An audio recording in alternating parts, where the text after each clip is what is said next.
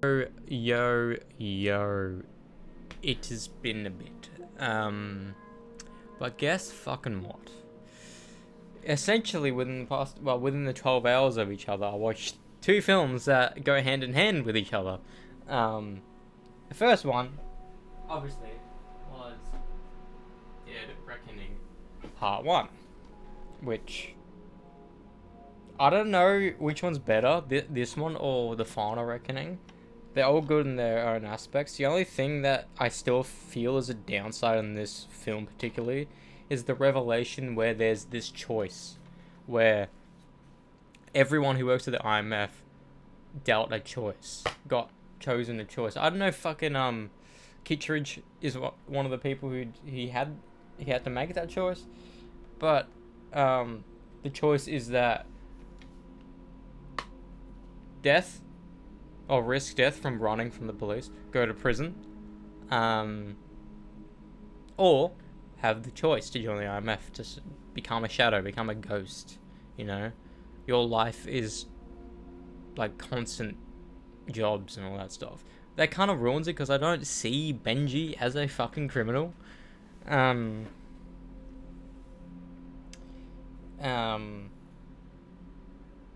But yeah, this one killed off Rebecca Ferguson's character, which I saw she was gonna die on these films, because she's like, they tried to fucking like make a skillful Julia, and I think she should have just stayed in maybe Rogue Nation and Fallout. They're reckoning maybe not. But then we got the Heliella character, which I don't know if is a better character, but I think a better love interest, because MI6 is like, you can live a life when you're in MI6. But yeah, the big stunt in this film is the bike parachute thing, which it must be intense IRL, but like in the visual things we've seen in the other films, especially in Fallout, I don't think it's as insane. I don't know if that's a hot take or not, but like the stunt from this film is kind of underwhelming.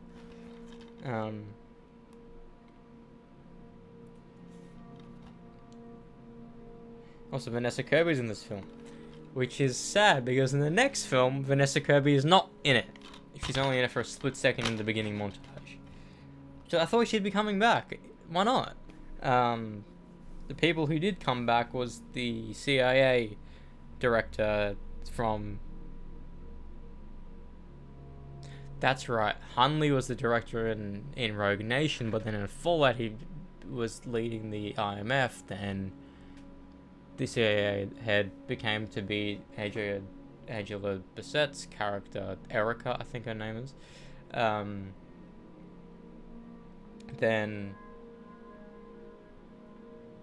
in this film, 2 films later, she's the fucking president. Okay.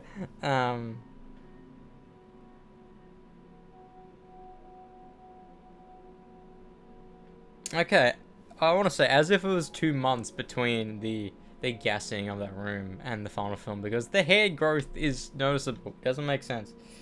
I fucking love Pom's character. You know, she's a badass. Like, it's almost like Nebula from Guardians, where she's like this badass enemy, but then she slowly becomes a good guy, and she becomes like probably the one of the major people I would trust, because she knows how to survive. I don't know why she was working with fucking Gabriel in the first place, but that's Dead Reckoning. I still wonder if they're gonna retitle it to just Dead Reckoning or not Dead Reckoning Part 1. But then the Final Reckoning, it basically is the culmination of a lot of everything. And the thing, I knew something like this was going to happen, whether it be Benji or whatever, but they killed off Luther. Not only was he dying at the beginning, because he's an older man, he got killed in a bombing. That was insane. So last film it was Ilsa, this film was Luther. And that ending speech that he had, that made me fucking tear up. Sure, it made me think about my own mortality, but It made me tear up. That was fucking cool. Um,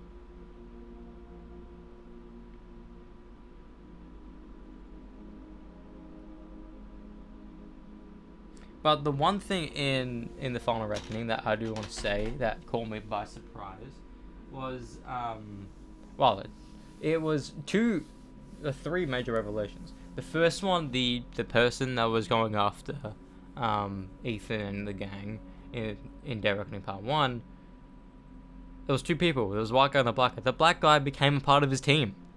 That was cool. So I'm assuming if there's another fucking Mission Impossible film, he will be in the IMF crew. Maybe he won't. Maybe he'll be like the fucking Rebecca Ferguson's character, not officially be a part of it, but still work with him. And then the white guy turns out to be Jim Phelps Jr., you know, the enemy from the first film. That was a pretty cool revelation. I mean, it's a kind of underwhelming character. He's not in any other film besides the other one. But something that was extra cool was finding out that the rabbit's foot from the third film, because the plot point in that film was get Julia back by stealing the rabbit's foot. And he doesn't know what it is. For the longest time, he didn't care what it was. And then the revelation is that it was the beginning of the fucking entity. The first, prototype version of the entity. So, unbeknownst to him, in the third film out of the 8, he released the entity. It was because of him all this bad shit happened, you know? Because of him, so many people he know died the way they did. That was an insane revelation there. But then, what was even fucking cooler during some of these crazy events, the crew with the newfound black guy and Pom, so Simon Pegg's character, Benji, along with Grace Heliot's character, Pom Clementeff's character, I forget her actual name, and the black guy, don't know his name, they go into this icy place and knock on a door, and it was a Native American person, I think. She opened the door, but then the person who came out and greeted them in English fucking was the guy from Langley in the first film. You know, the dude that didn't have a single line of dialogue, basically, and just constantly was throwing up in the bathroom, back and forth. He became a major side character in this film that I felt fucking, he was almost like he was going to die.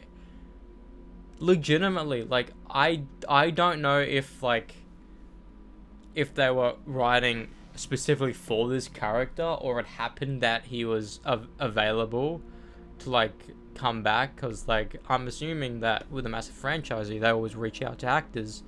I don't know why Vanessa Kirby wasn't in it. I don't know why Jeremy Renner wasn't in it, because he fucking almost died. But I wanted Vanessa Kirby and Jeremy Renner because I love Jeremy Renner's character. It was setting up Jeremy Renner in this film basically what he was in The Bourne Legacy. Basically, if there's another Bourne franchise, he'll be at the helm. But it's finally slowly shaping up to be, if there's another Mission Impossible film that doesn't have Tom Cruise, and maybe Tom Cruise maybe as an Easter egg character, I think it'd be Haley Atwell to be at the helm. Also, that fucking submarine sequence. There's so many characters that get introduced that you don't know is good or bad, because the fucking entity deems it so. It's actually insane.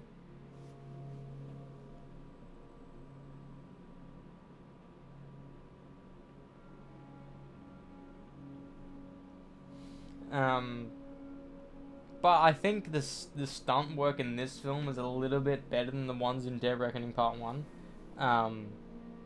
Especially that fucking plane sequence. It almost felt like I was watching Top Gun Maverick for a split second, but the submarine stuff and this, I don't know. I want to see how other the reviews are, because it's not released on IMDb, because it was released in Australia a little bit early. It's meant to be releasing May 23rd in America. So next week I'll see the internet talk about it. But I do like The Final Reckoning. Legitimately, Ghost Protocol onwards legit have been banger films. Sure, I don't really understand, like, people love Rogue Nation. I don't see it. I prefer Ghost Protocol and Fallout. I don't see the hype for Rogue Nation, to the point I believe the third film is a better film than Rogue Nation. You know? And I still don't understand the hype for the first film. I probably need to watch that film in, like, HD or something. Maybe the quality of the film of my DVD is the reasoning as to why I don't necessarily like it, because modern DVDs are good quality, but DVDs from the 90s, even though they got put on DVDs, like, at a later date, they're not good quality. Like, I think I probably need to stream Mission Impossible 1 on, like, a decent TV or whatever. Because, like, in the flashback sequences, it felt like a modern scene. I don't know if it was, like, AI upscaling or whatever, but it felt pretty good. But, yeah, The Final Reckoning.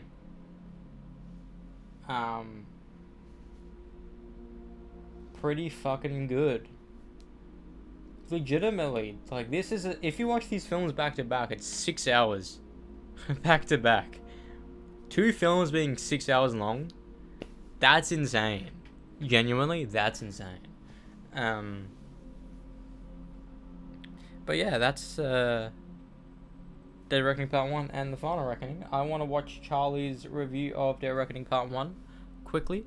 Then we'll hop on and continue with the Doom Eternal. Because we only have one more fucking mission in the entire game. Then we have to do Horde mode, which I think it's basically going to be like what the other game mode was. The other game mode, the arcade mode in the other game, I should say. Basically just go in it, do stuff, and go out. And also I'm going to follow a guard, of course, because I want every trophy.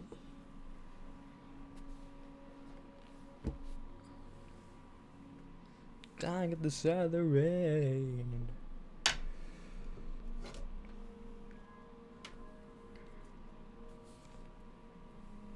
Age is a train.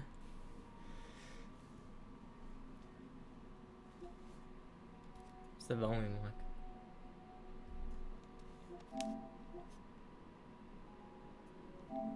Or Andrew Garfield has to return as Spider-Man in some capacity. Imagine if Amazing Spider-Man 3 is he goes back to a different world. Bro, if that's his fucking goggles, no way.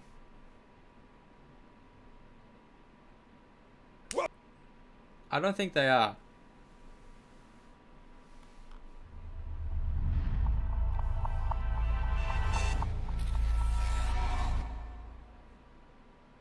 In the shadows of Sweden's underground music scene.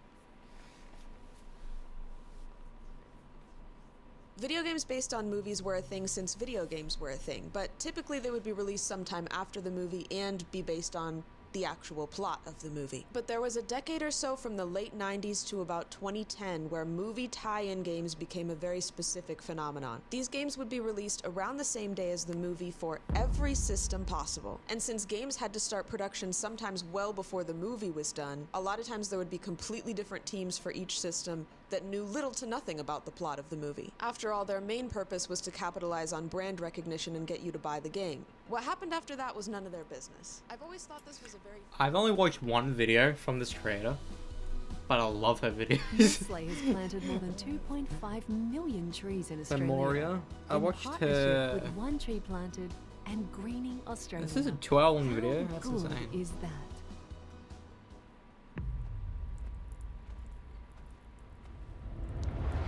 That's a naked man. phenomenon, and I was trying to think of something. Did she edit it herself? No, that's not. That's they changed. He changed the thumbnail. Sebastian changed the thumbnail. He had to have been.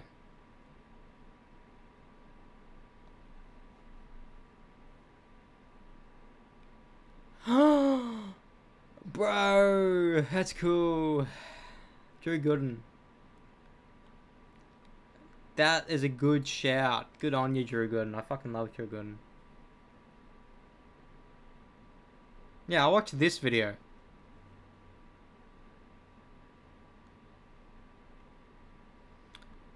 I probably will watch this video after stream tonight.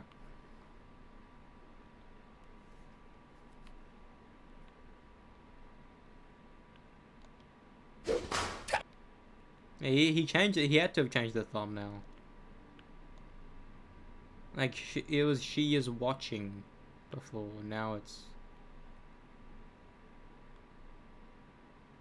yeah.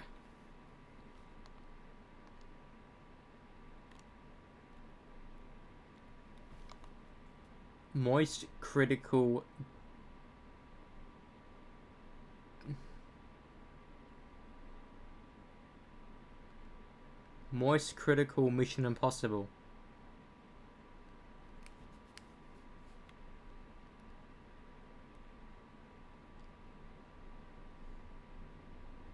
Tom Cruise, the man of action, stunts, running, and still looking good while doing it. Which coincidentally brings me to the sponsor of this video. This video is brought to you by Fabletics. As I mentioned before, over the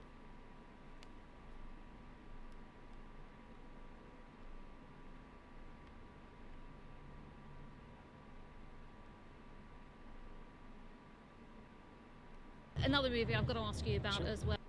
Another movie I've got to ask you about as well. It is in cinemas here as well. It is Louis Theroux's movie, my Scientology movie. Now, look, what is that? it's my Scientology movie by Louis Theroux. What do you think about the fact that people are still making these films? Do you care? Do you have a view on it at all? No, you know what? It's something that has helped me incredibly in my life. Yeah. And I've been a Scientologist for over 30 years, Yeah. and it's something that, as you know, without it. The thing is, if you watch his films and don't think he's a weird guy, you love the films. Alright, let's go. Moist Meter is a proud watch partner this. of our comic book series Godslap and Plague Seeker. Both Godslap. are available at badegg.co. Link in the description. Honestly, This is probably the easiest Moist Meter I've ever made. Mission Impossible Dead Reckoning. Absolutely amazing. yeah, Just a genuinely incredible film. yeah. Mission Impossible is probably the best action franchise ever. Like, it's Besides got to be in the Bourne. conversation, if not the #1 spot. This franchise has been cooking for 30 years, and they never miss on the recipes. They're delivering exquisite meals. The cuisine is a delicacy every time a new Mission Impossible rolls around. Fucking Tom Cruise is 61 years old, and he's, like, not geriatric at all.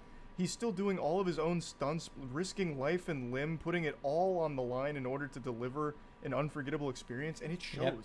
The passion here is unlike anything else in the industry.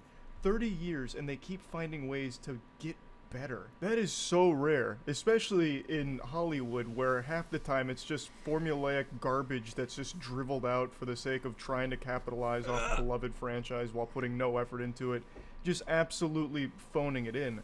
But Mission Impossible, it just wants to just keep going, fucking full throttle and never let off the gas. And man, it is such a breath of fresh air. And another thing, like I mentioned, Tom Cruise is 61 years old. Usually when someone's reaching this age, they're no spring chicken anymore. Yep. But somehow it never comes across as like weird or lame. It doesn't ever feel like he has to slow down in the film. Like he is still That was my biggest worry in going into this film 2 years ago. I was like, is he not going to be active? Is he not going to run? No, he fucking, like, the first scene you see him, he runs. doing the same kind of stunts that he used to do when he was 40 years younger. Like he is still at an extremely high level of athleticism and And knowing he was 33 when the first Mission Impossible film came out, I did not think he was in his 30s. I thought he was in his 20s. Well, to be fair, fucking Top Gun came out a decade before that, but like, Jesus, Tom Cruise didn't look like Tom Cruise until 2000s. He looked like a child for like 30 years. It's insane. Extremely high level of like executing good choreography and making things look amazing, which is crazy at his age. Even someone that I think is comparable, like Keanu Reeves with John Wick. In John Wick 4, there are moments where you can see he's kind of slowing down a little bit. It doesn't really take away from the experience. I still fucking love John Wick 4. But you can see that it's getting a little more difficult for him to do some of like the moves that he was doing in John Wick 1, for example. Tom Cruise, though, this man's got fucking adamantium bones with goddamn like plutonium running through his veins that's powering him. It makes no sense how he's able to do what he does in this film at his age. So anyway, I haven't even really begun talking about the movie. Dead Reckoning is a 2-part movie, and this was part 1 that dropped. And it is so good. It is just so good. Now, I know a lot of people are going to get into the debate of which is better, Dead Reckoning or Fallout, which was the previous Mission Impossible movie. A lot of people consider... I think Fallout is still probably the best watch out of all of them. Even though my favorite will always be US Protocol, I do see Fallout being insanely good. I don't think Dead Reckoning's better than Fallout. I think Dead Reckoning may be better than Ghost Protocol, but it's not better than Fallout. That to be like one of the best action films in general ever made, and I understand because it really is extraordinary. But I honestly do think Dead Reckoning here, assuming part 2 is as good as part 1, will be better. Now, of course, since it is just part 1, it didn't wrap itself up, but it didn't fall into the same trap that a lot of other 2-part movies have, where it feels unsatisfying by the time the credits roll around. Dead Reckoning Part 1 has a really nice conclusion that feels like you got like an entire experience worth. You got a good natural stopping point. It doesn't feel abrupt. It keeps you salivating at the mouth for more, but still your tummy is full from the meal that the chef prepared with love. I can't stop talking about how hard this shit cooks. I want to go back into the kitchen and kiss the chef on the mouth. It is incredible. So I didn't feel like walking away from the film, you know, that it came out of nowhere, the ending, because it felt natural. So I have no problems at all with part 1 here ending where it does. I think it did a great job. I do want to say, super excited.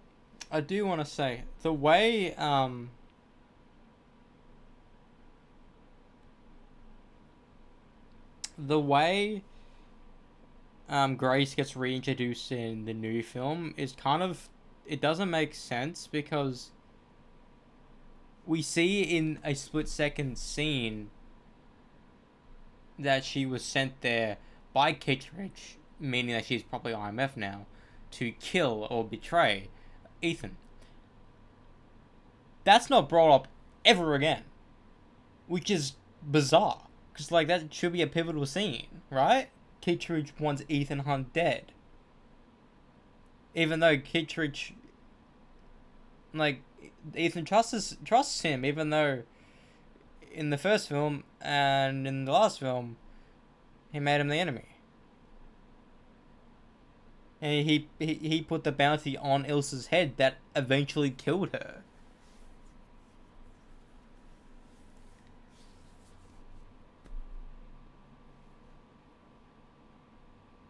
Yeah, so I was wondering how they were gonna meet up again. Kind of came out of nowhere. That like weren't even planning to meet up with each other. It just happened. I like when Ethan actively searches for the people. Sure, in Dead Reckoning, fucking Ilsa just showed up. No, Fallout, she just showed up, I should say. Or was it Dead Reckoning?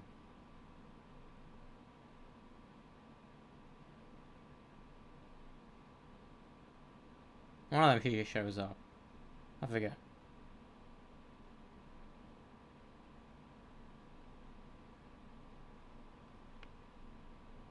For part 2 now to see how they wrap it up. Now, one thing I actually like more in Dead Reckoning than I did in Fallout is the story.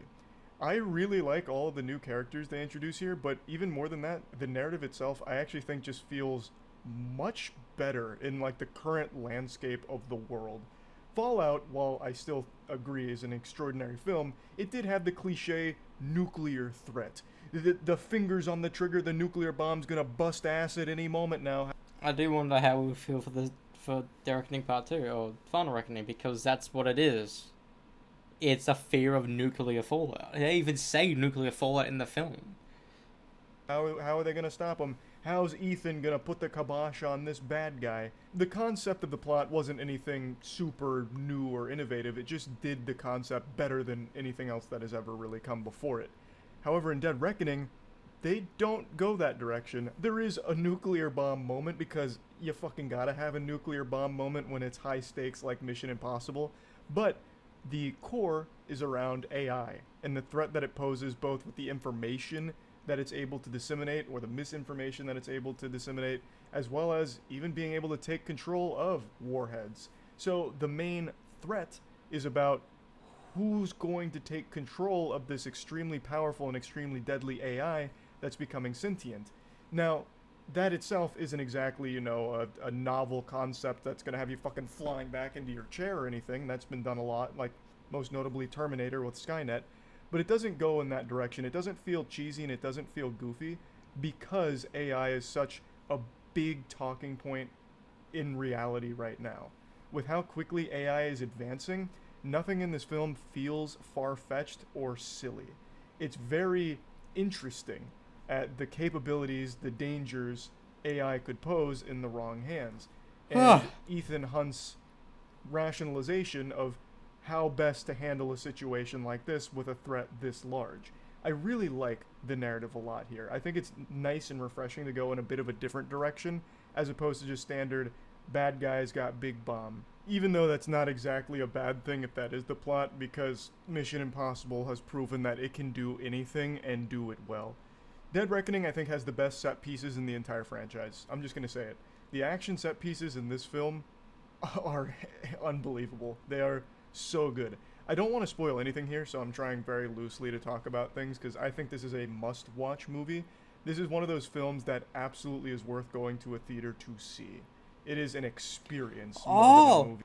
I forgot to fucking talk about that, but when we watched Dead Reckoning, my granddad and I, that was the only film I've ever experienced where the cinema didn't run properly.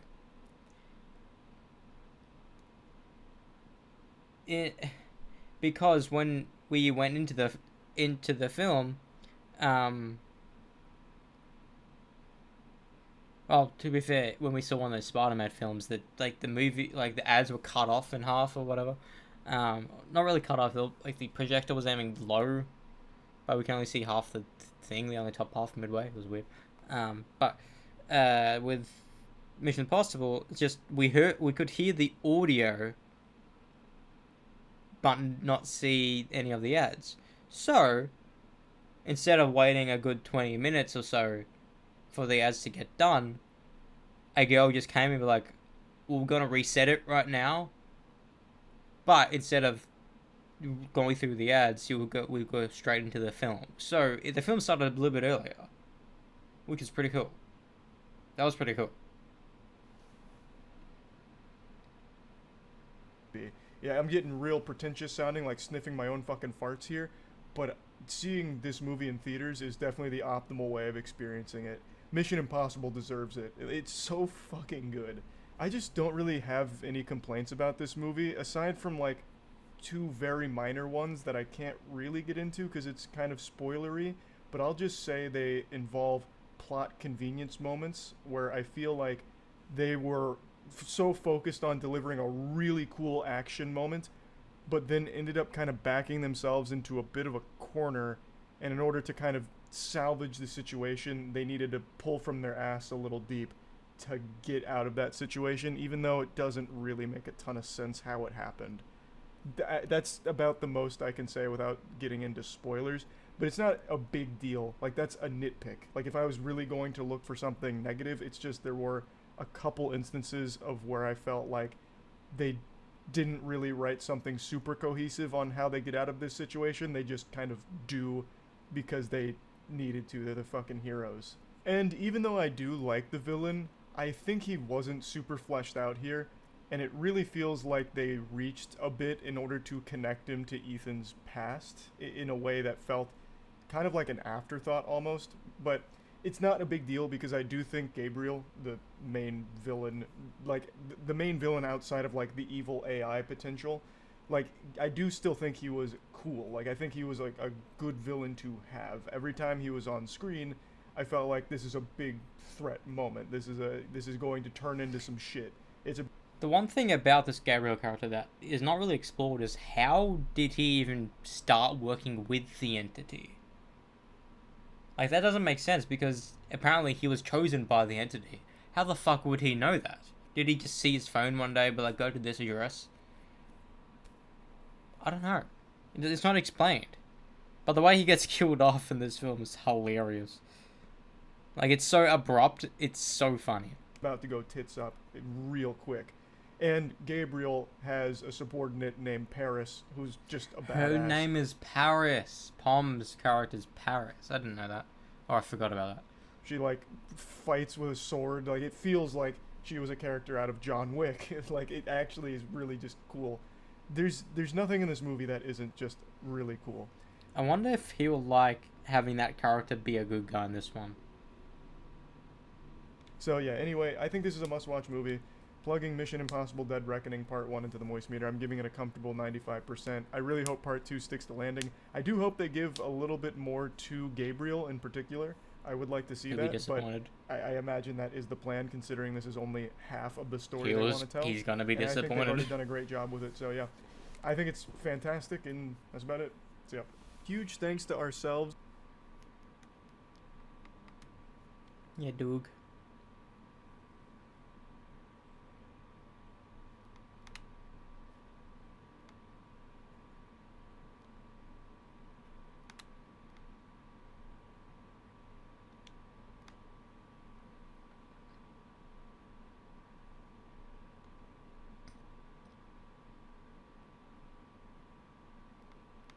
It's also weird because Top Gun Maverick came out relatively the same time as Mission Impossible. That got nearly $1.5 billion. That was about to come out in 2020. But you know what's weird is that this film came out in 2023. That like barely broke even. Like it did not do well. Like genuinely, it did not do well. Which is mind-boggling to me. Like, it had a budget of, like, what was it, 200 million or some shit? And it barely got 400 million. Just like, what? But then people are saying Fallout is phenomenal. Why didn't they see Dead Reckoning?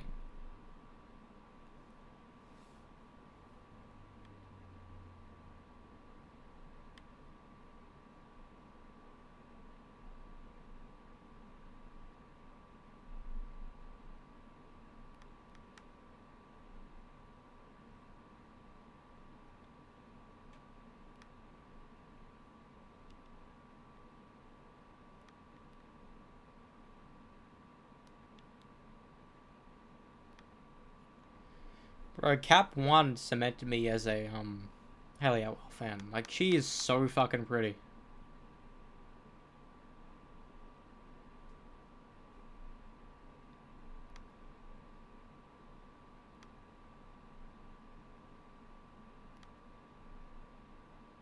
For reference, Tom Cruise is now older than John Voight was playing Phelps in the first movie. That's insane.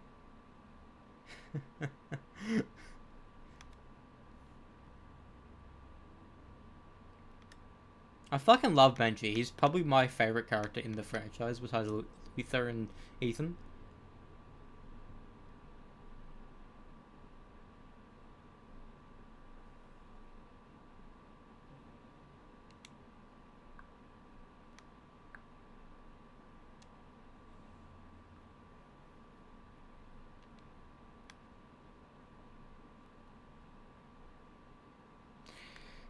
I kind of agree that it didn't feel like a 3-hour film last night, but The Final Reckoning did feel long, and I think it was warranted because it said in that underwater sequence that it said it was you have 19 minutes to get there, but you have 10 minutes to do the actual thing.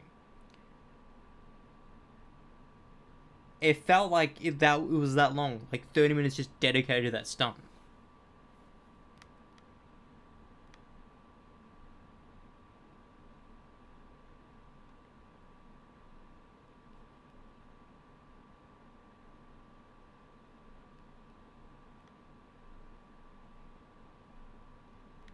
Like, I don't understand why people love that stunt. It's pretty underwhelming.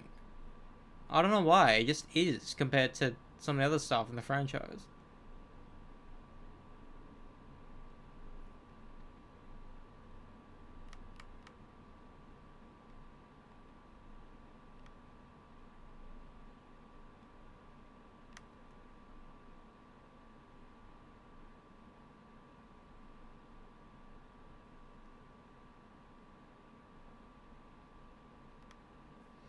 Bro, it's so weird because Moist Meter doesn't talk spoilers at all.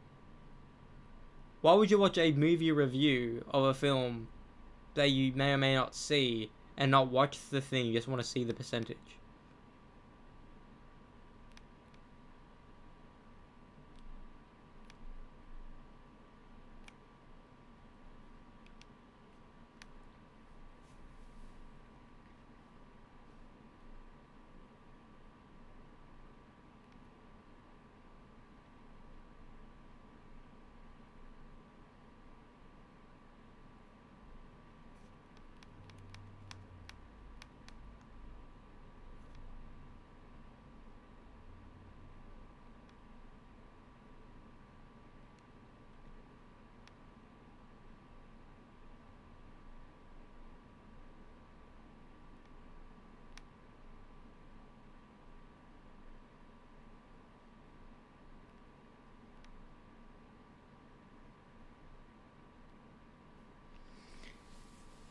Wait, did you...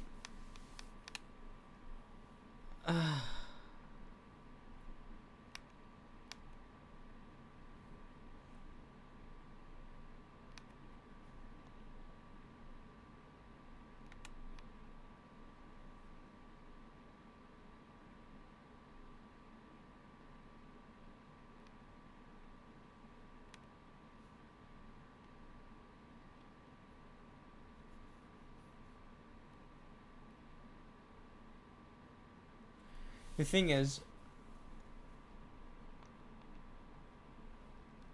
I think what TC needs to do,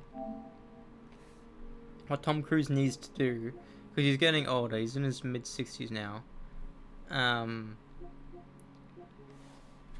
he just needs to become a producer, a director type person, because his track record when it comes to films that it's the reason why they're released is because he basically funds them.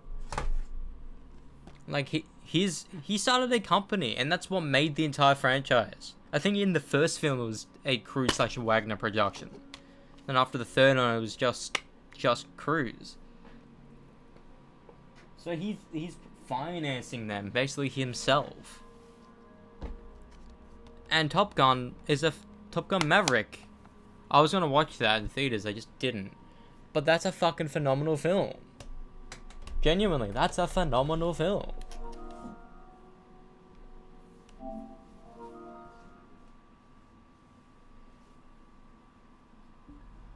Ooh, back pimple, bro. Ow. And the fucking, what's his face? He died recently. Fuck. I forget his name. He played Iceman.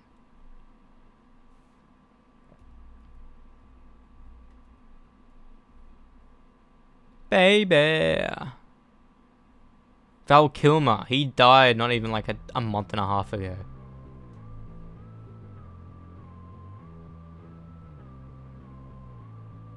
Yeah, he died in the first.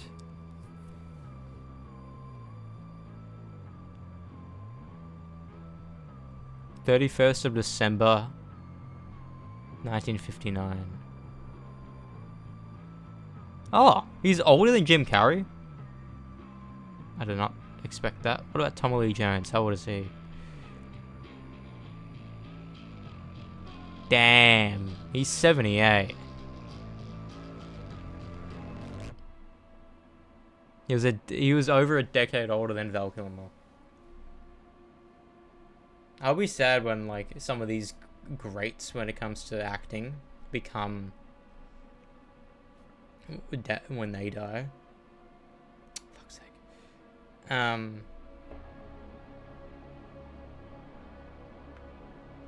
that will literally just be upsetting.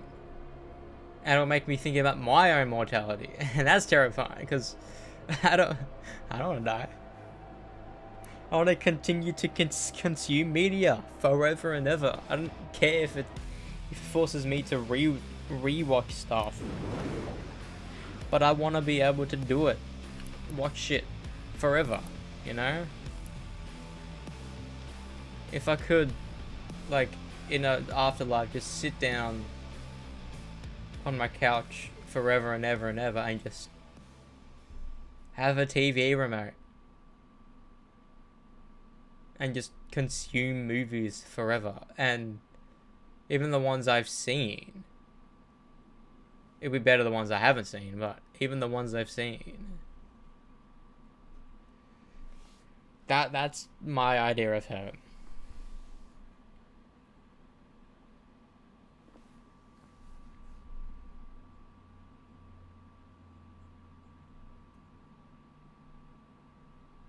And people say sleep. I know I'm talking about death again. But people say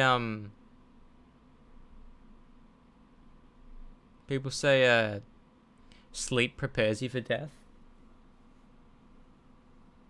And that makes me terrified of sleeping. Because I don't dream.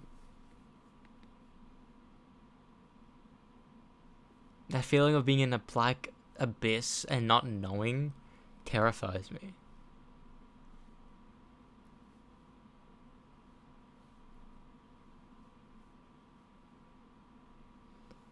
I need to sit down and like air it out on a long-winded video just to talk about it.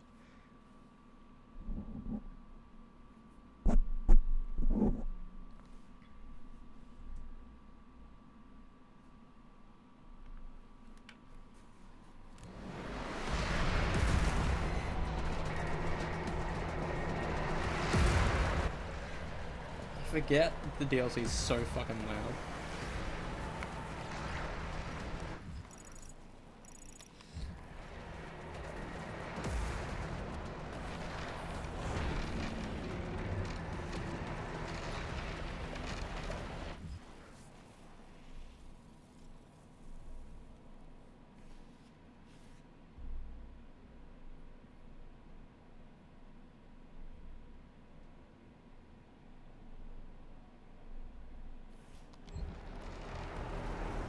Bro, look at my dudes.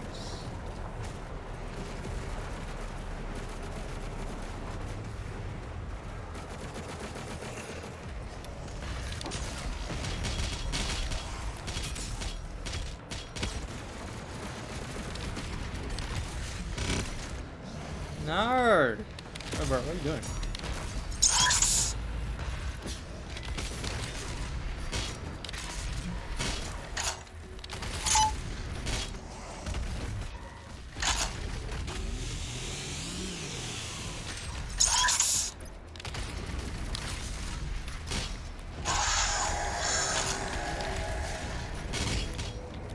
Oh.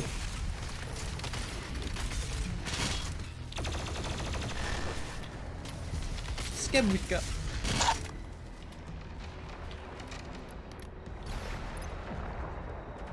I like this red. It's pretty cool.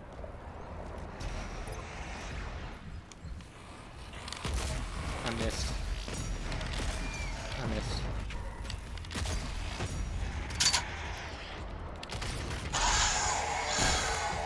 Bro, the meat hook is so fun. If the meat hook isn't in the next game, I'm gonna be so upset.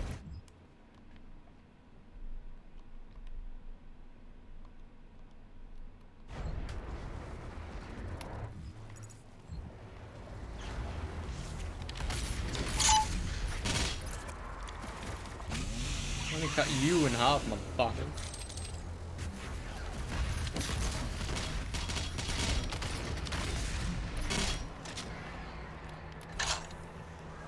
Hello.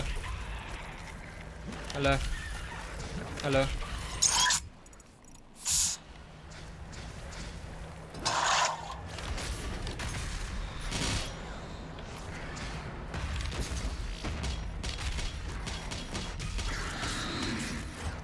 Bro, I'm getting so good at this game. I say that as I try to get 10 kill.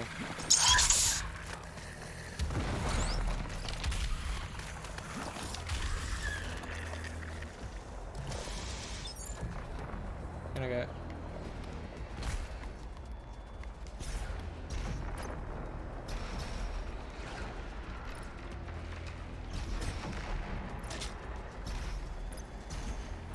There's a 2 up there.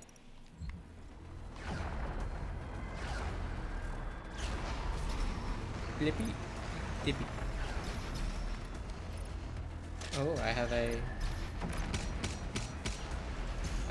thingy over there. Is there another one? Damn it. Why is there 2?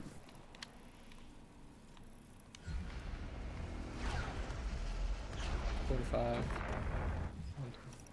Ah. Weird glitches. Oh. Alright, let's do this shite.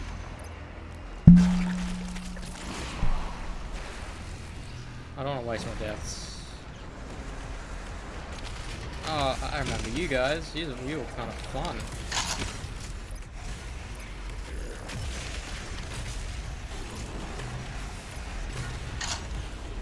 What is this?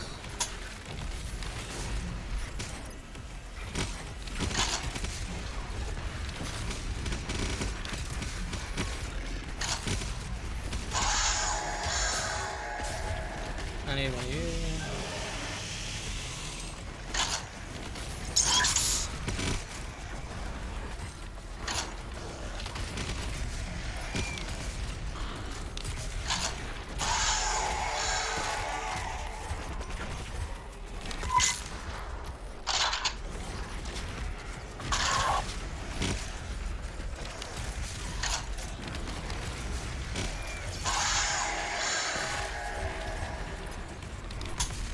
Oh.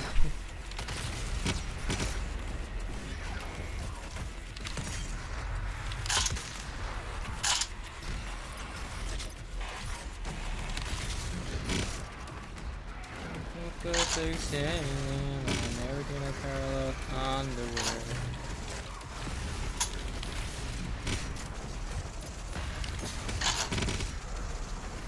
Ow.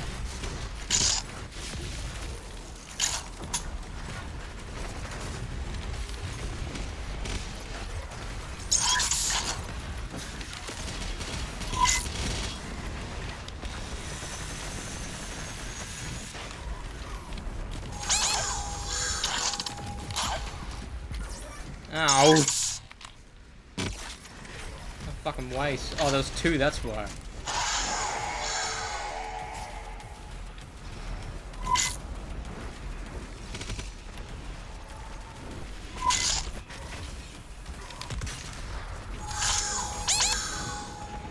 Express yourself.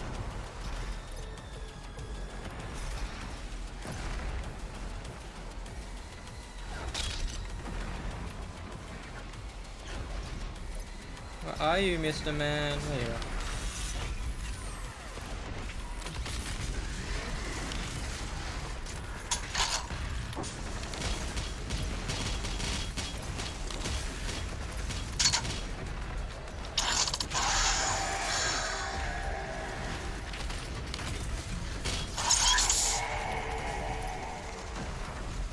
Are they just keep on spawning?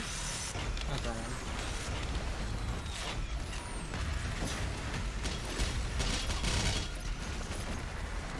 These guys just keep spawning? I hate when I get stuck in a corner, forces me to lose a life.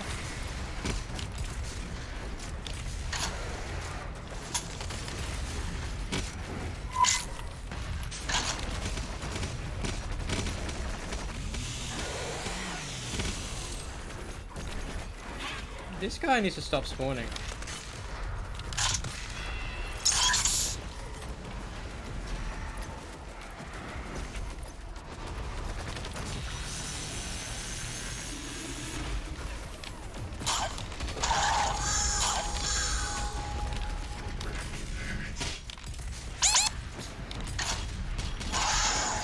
was about to die there. Oh, of course, there'd be a fucking Baron. We love Barons, don't we?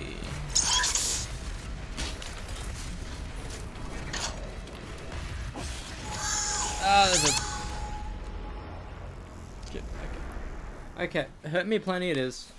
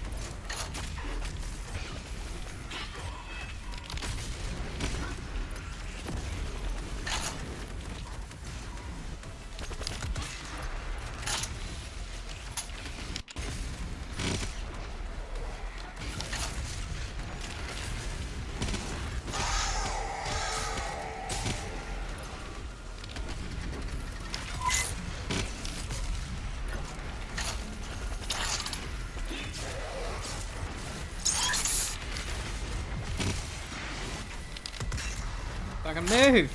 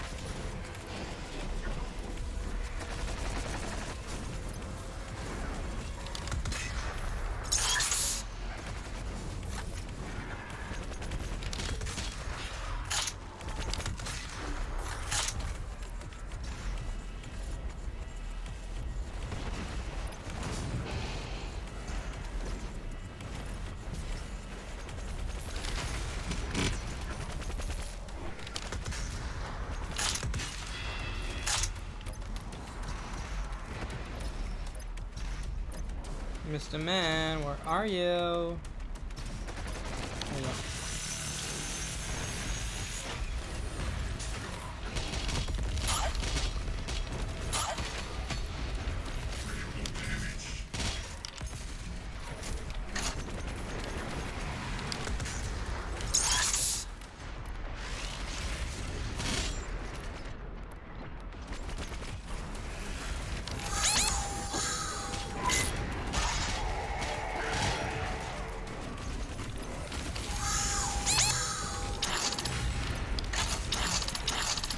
I can't move. Why the game is not fucking letting me move?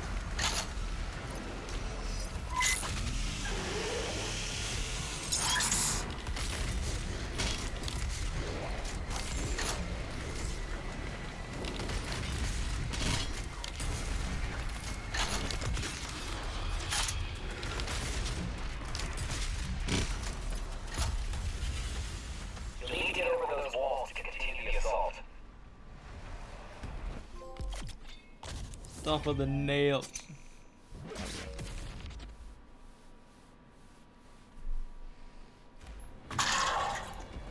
Alright, now let's do the thing again.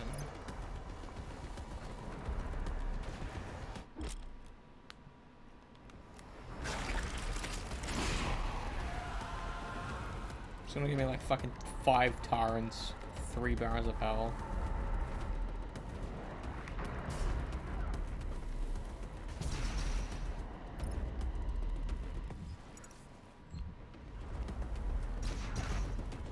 Hello?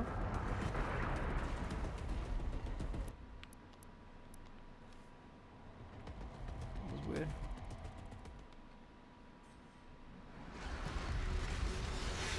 You'll need to get over those walls to continue the assault.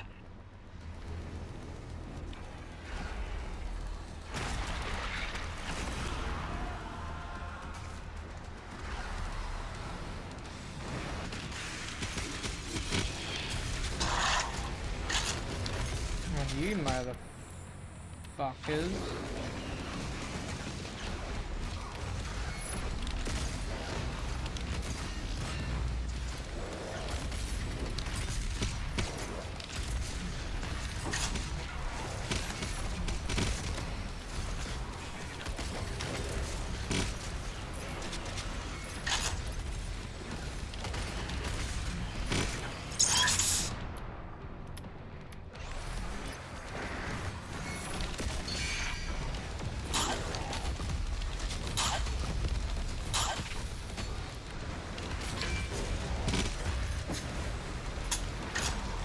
What are you looking at me, fucking Baron of Hell?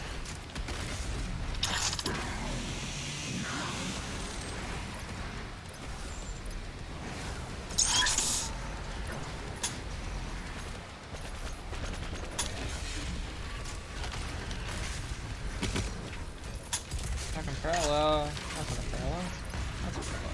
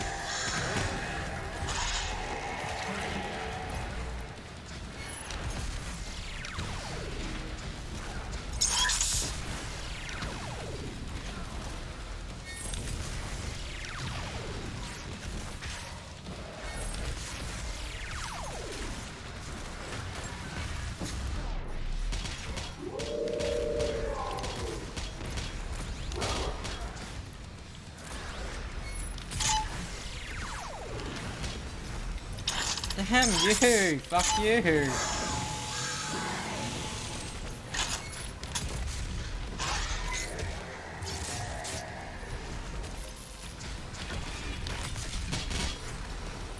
Fuck kill you, ugly tyrants.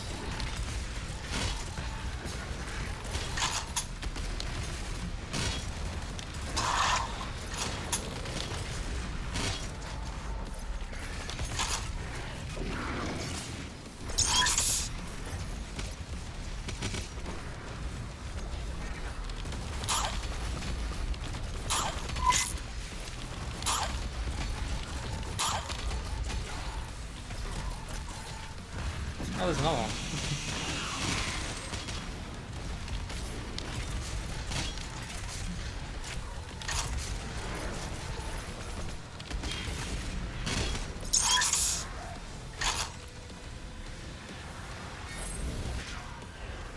Oh, there's another one.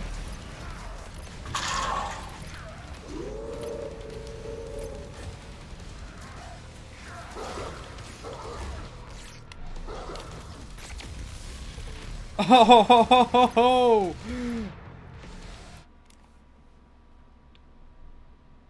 Apparently that's the thing you can do. I saw Markiplier do it, and he says that you can do that, but it's so hard to do. That was sick. I didn't mean to do that, but that was fucking sick. Like, legitimately, that was fucking sick.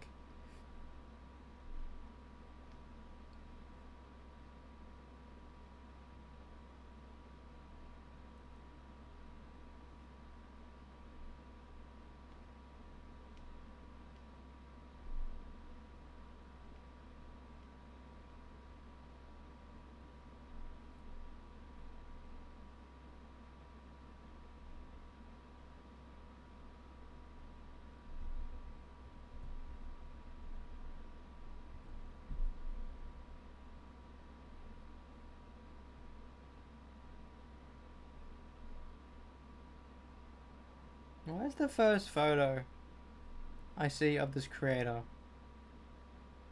just their tits out? Like, legitimately. On YouTube. Legitimately, all I see. Nipples exposed. What the fuck?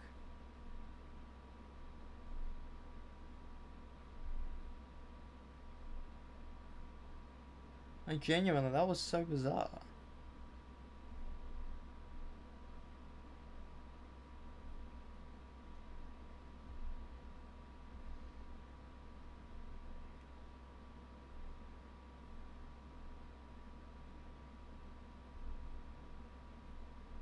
Yeah, I can see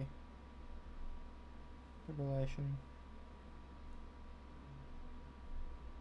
What are you mooing, dog?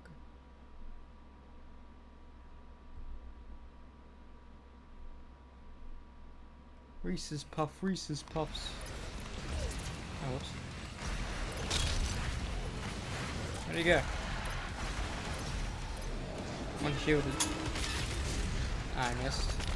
I missed again. I wanted this. That's what I wanted.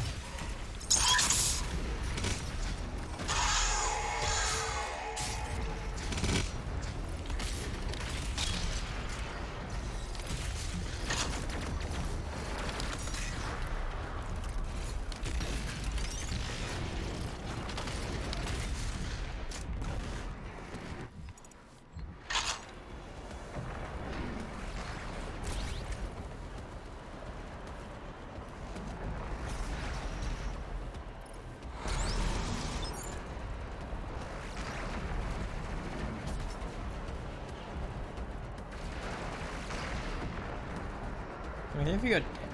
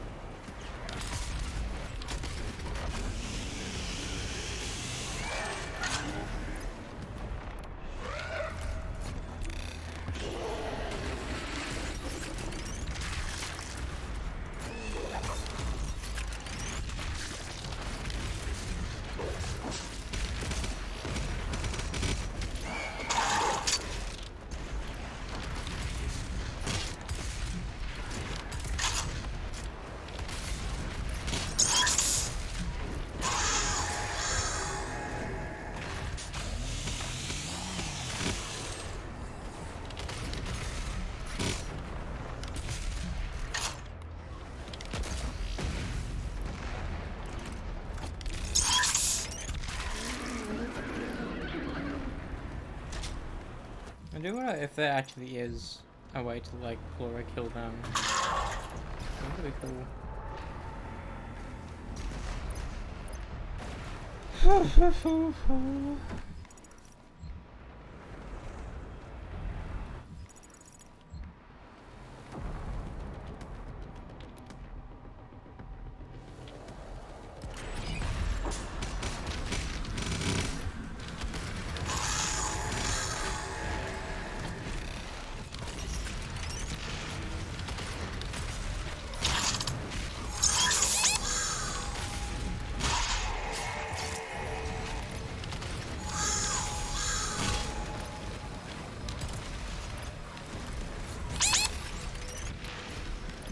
Did it do it? Yeah, I did.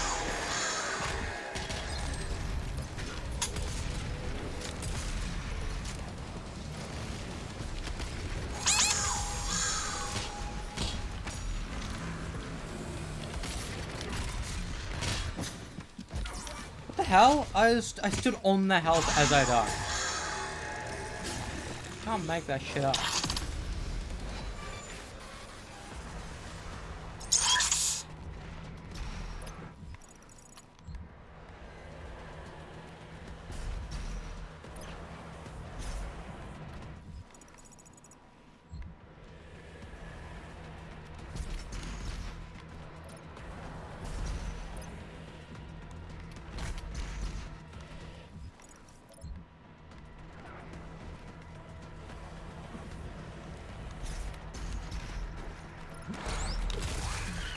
That's a mess.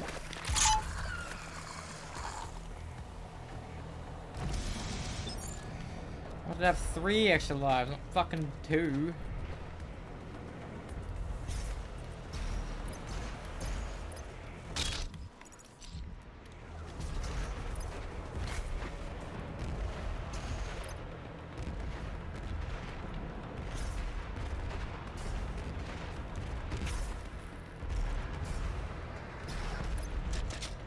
I wanted that exact ammo.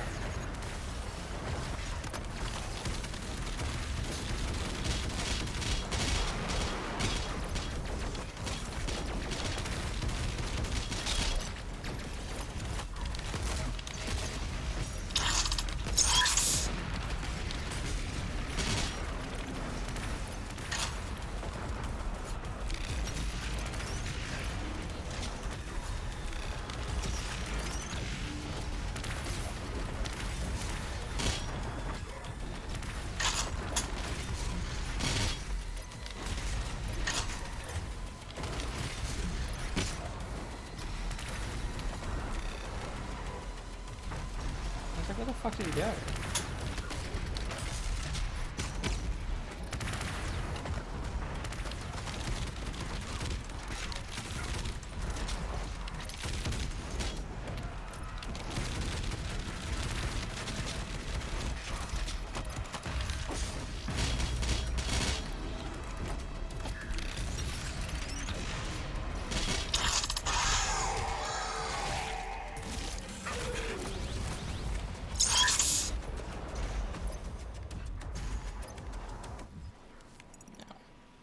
The way I'm playing is hurting my wrist. I know it's because of the way I'm sitting as well. I don't know, I like having my legs up whilst playing.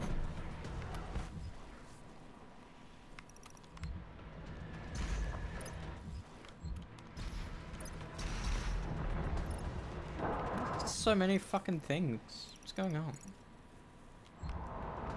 Weak glitch. Oh, fucking these pumps.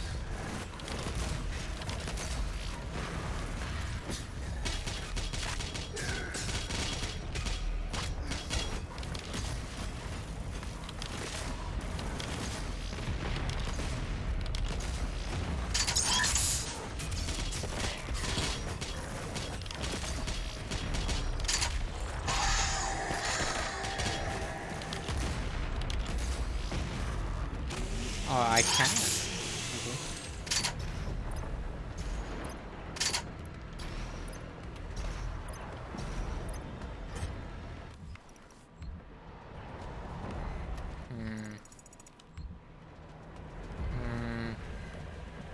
supposed to go up here, but I don't know if I can reach up there.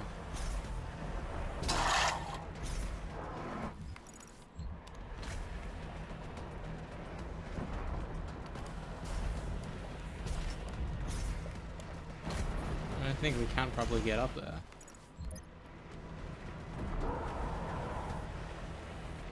What the fuck? I'm gonna say it is a weird way.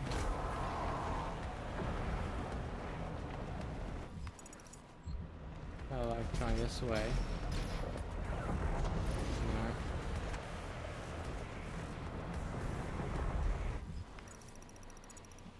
No. This is the way forwards.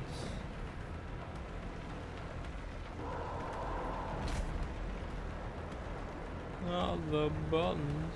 Oh, that's right.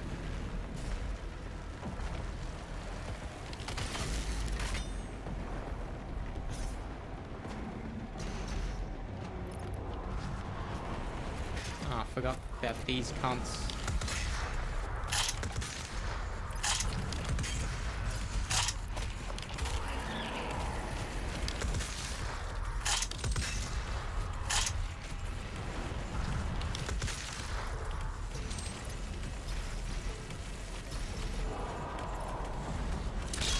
Oh. One of these, my foes.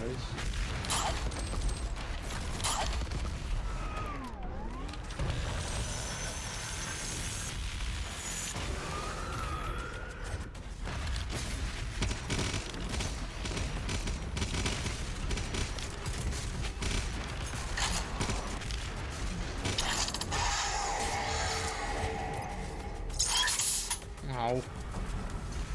I killed them all.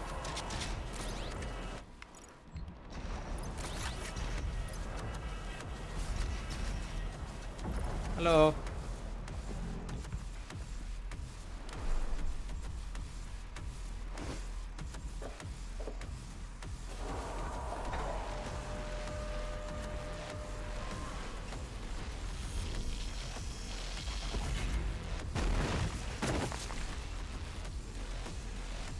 We had no idea Hell had their own technology.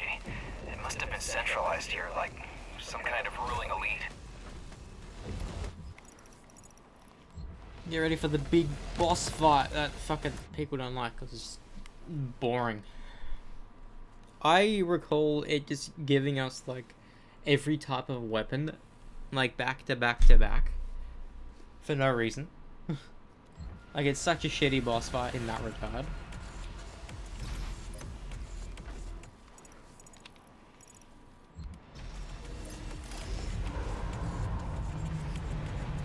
How the fuck has Charlie done the new Doom game?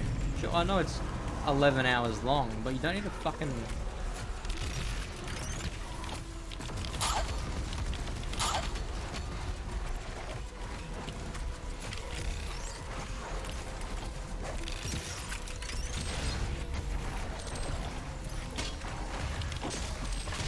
Oh, these guys are new.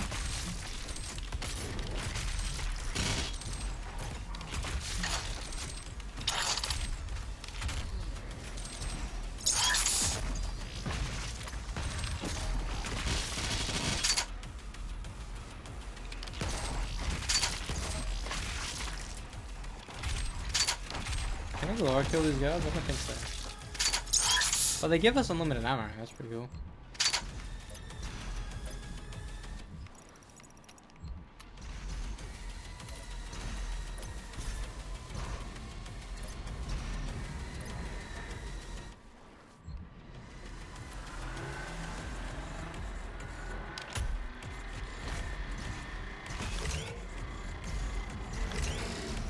Ooh, I just made it.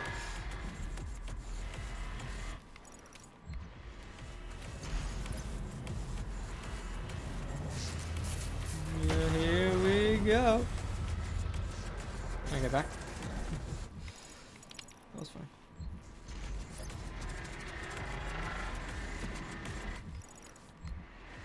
I need to go straight, but how do I go straight without getting caught into pieces? I just jump. And like...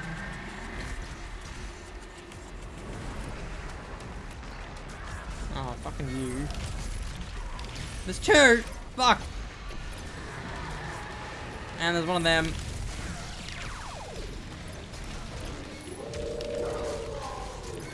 Fuck, fuck, fuck, fuck, fuck, fuck.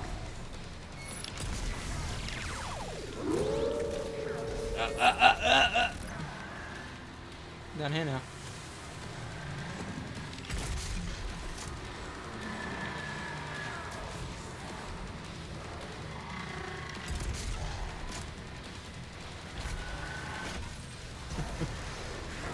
That's funny.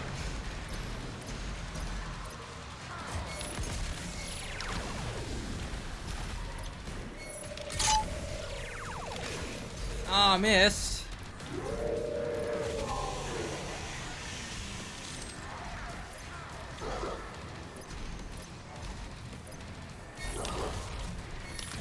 Oh my god, I kept missing.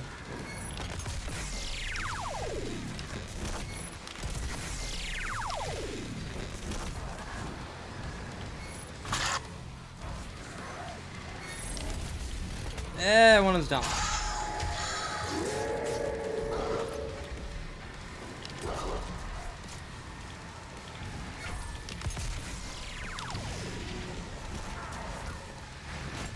Oh fuck! What? No, no! Don't do that to me! Oh my god! Fuck you! Now I have to deal with the Baron of Hell and a Marauder fucking power up.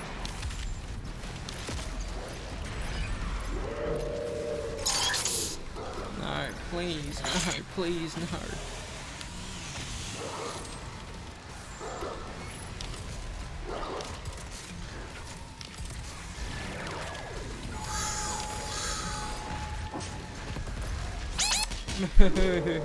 I can't do anything.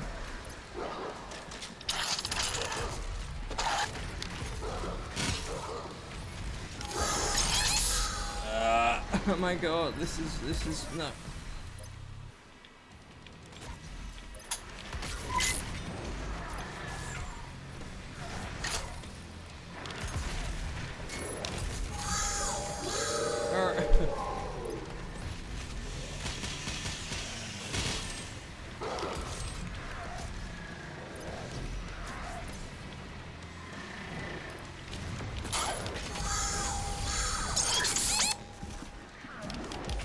Oh my god, another waste.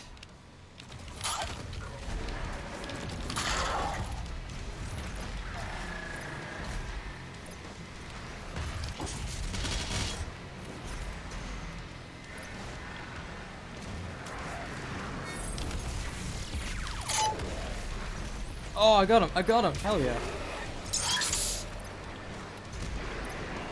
Oh, I bumped into him.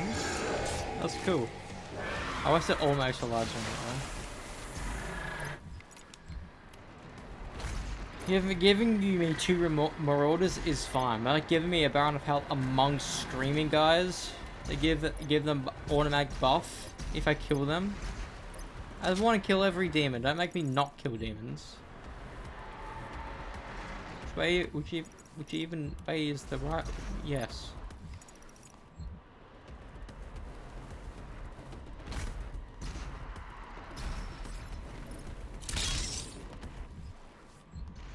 I did.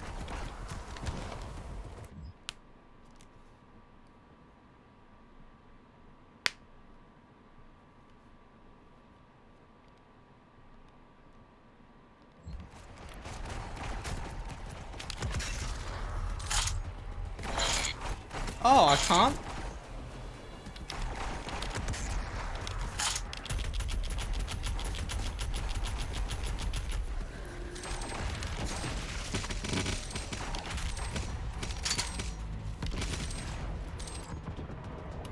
That's pretty odd that I can't. Not the gun drop buttons.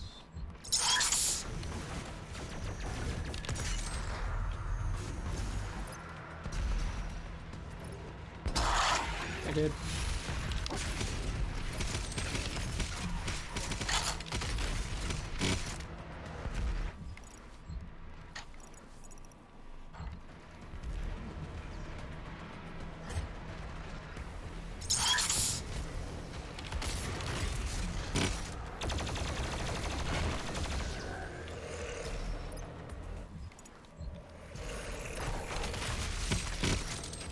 Double kill. Bro, it's trying to chase me.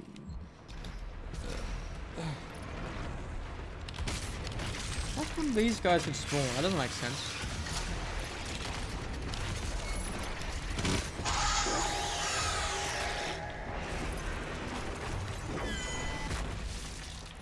That was a waste.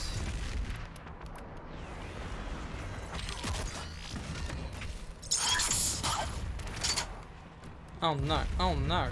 Not these guys. Fuck that. Can I can't, why can't I knife them? That's fuck.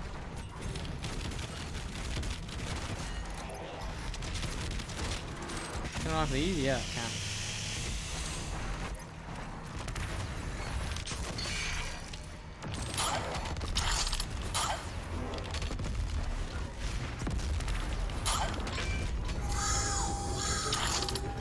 Move! Fuck me!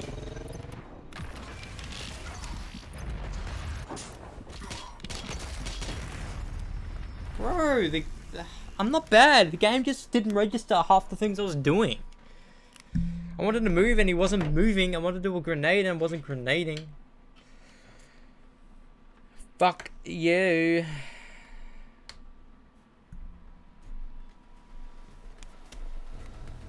Also, not being able to fucking chainsaw those guys? Fuck that.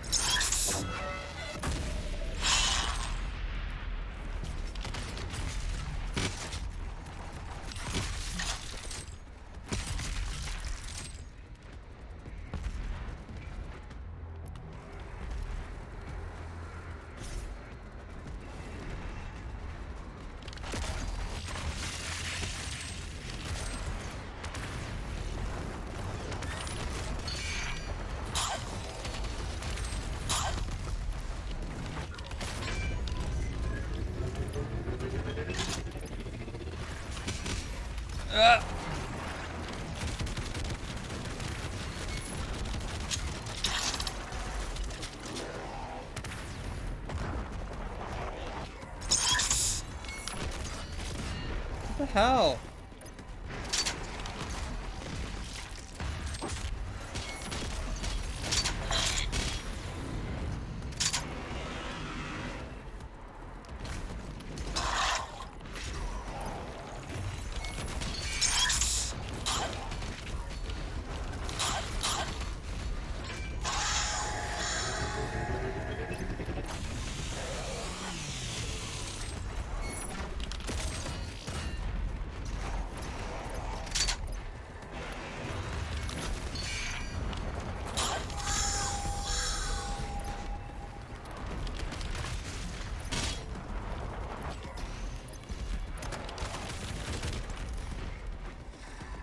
I don't like needing to change my method of killing them. It's annoying. Like annoying.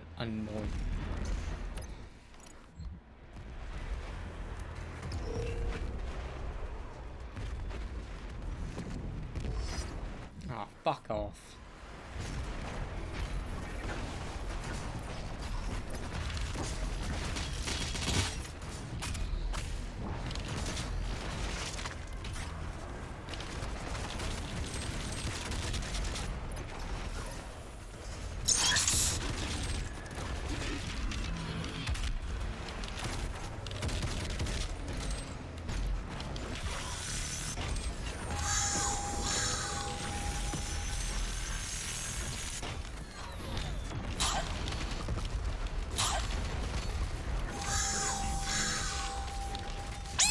What the hell? Don't jump back and forth like that, you can't.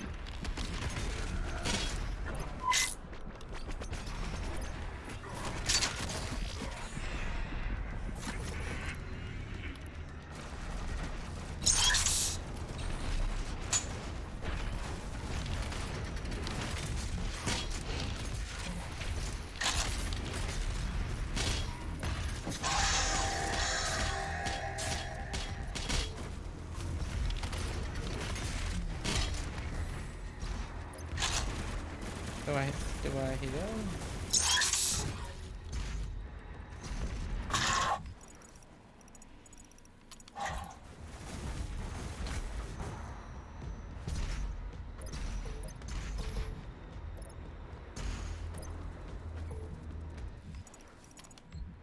I'm assuming this door opens soon. What the hell? I don't even know what happened there.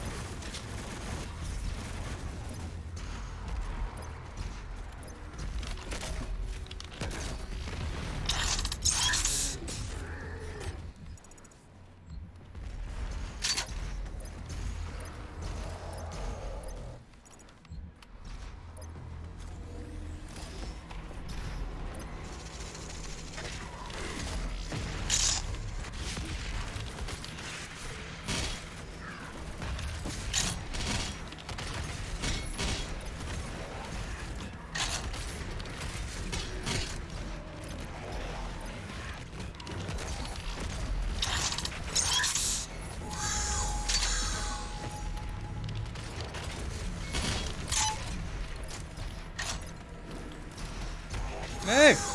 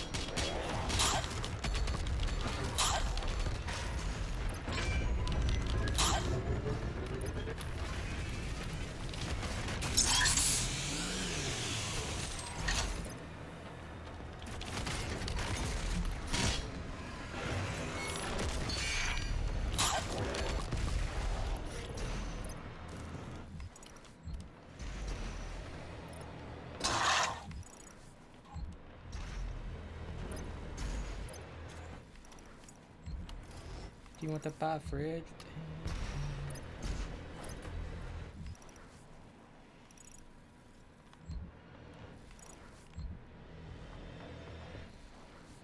Curious stick, oh man.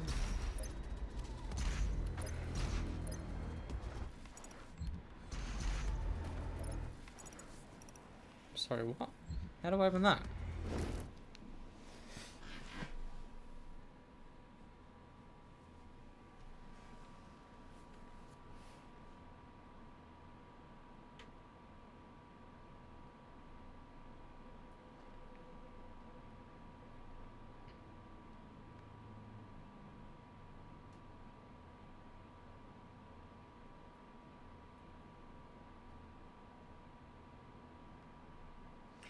Monster.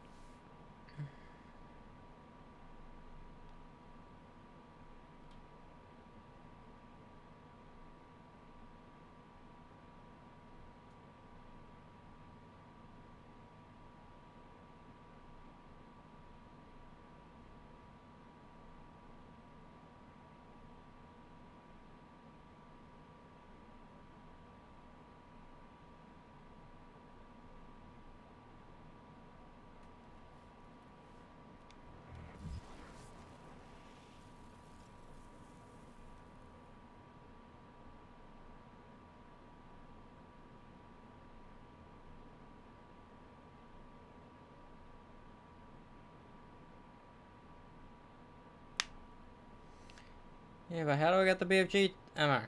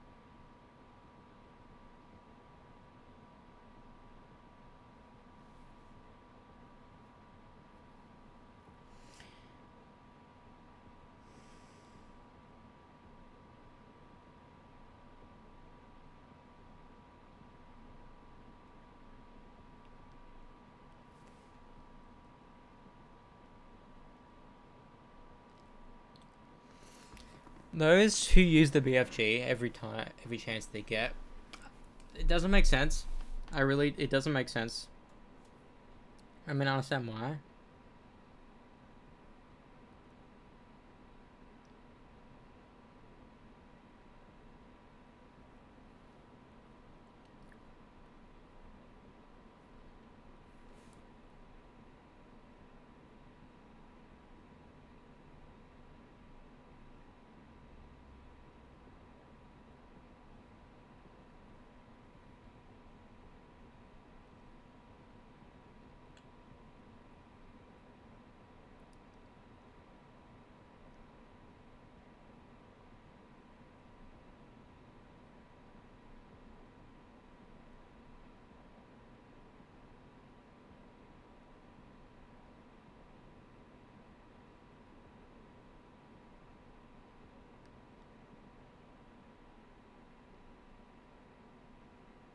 Oh, oh.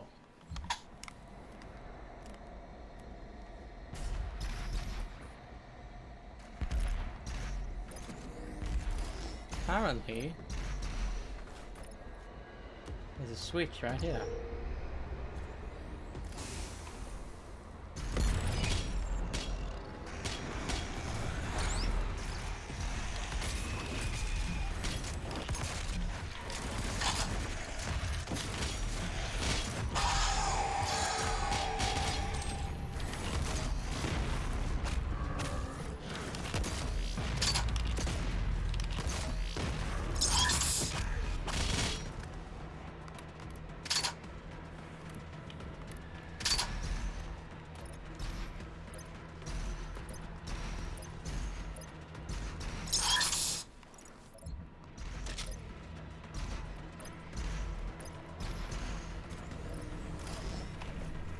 Last final one.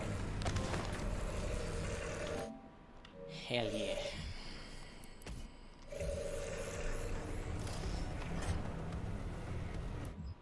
See fun button. I can choose 666. That's fine. Fuck.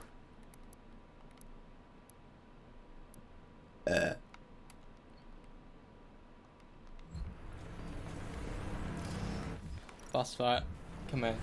If we need to, I don't know how me playing Ocean. I'm too young today. I'm fine to do that. Ding him on me.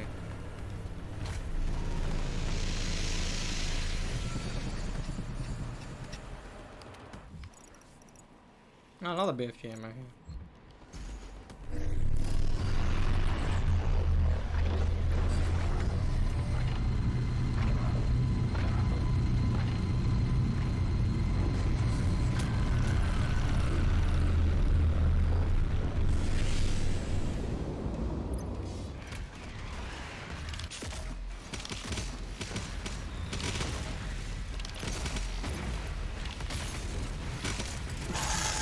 Ow.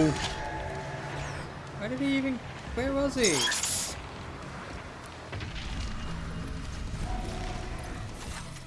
Couldn't even fucking tell where he was at the beginning.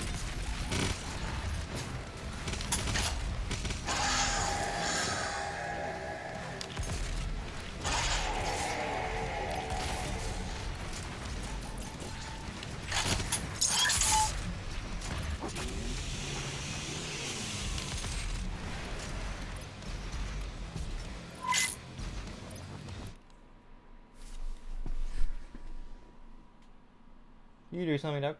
Oh, you're licking. I smelt your breath from here, that's why.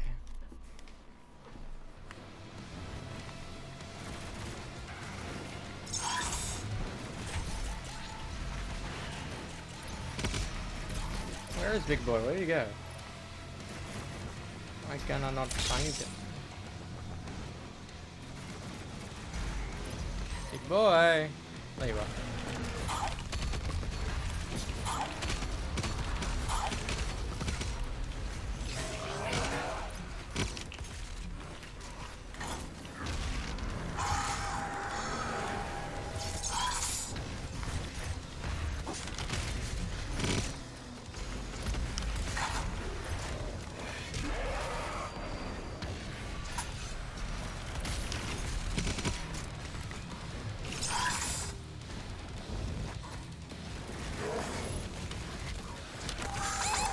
No! What the fuck?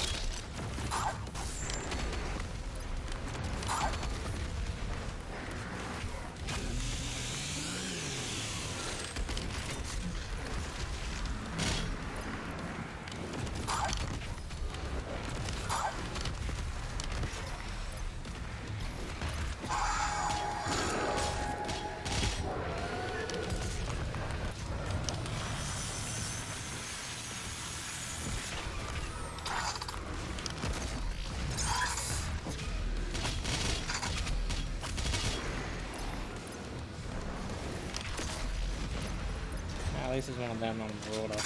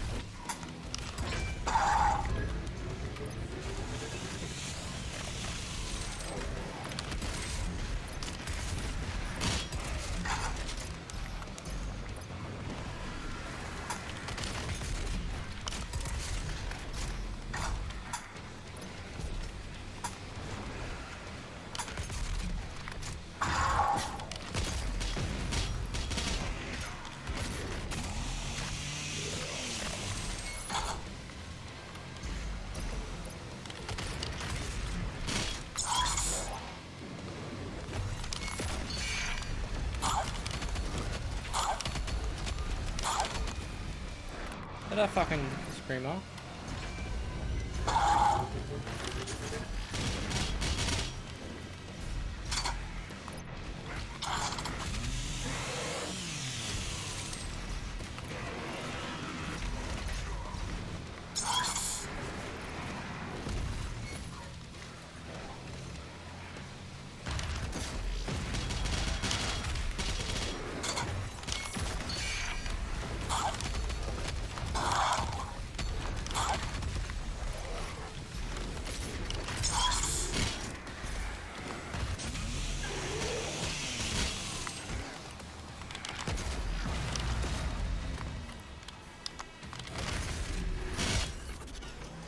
Hell yeah.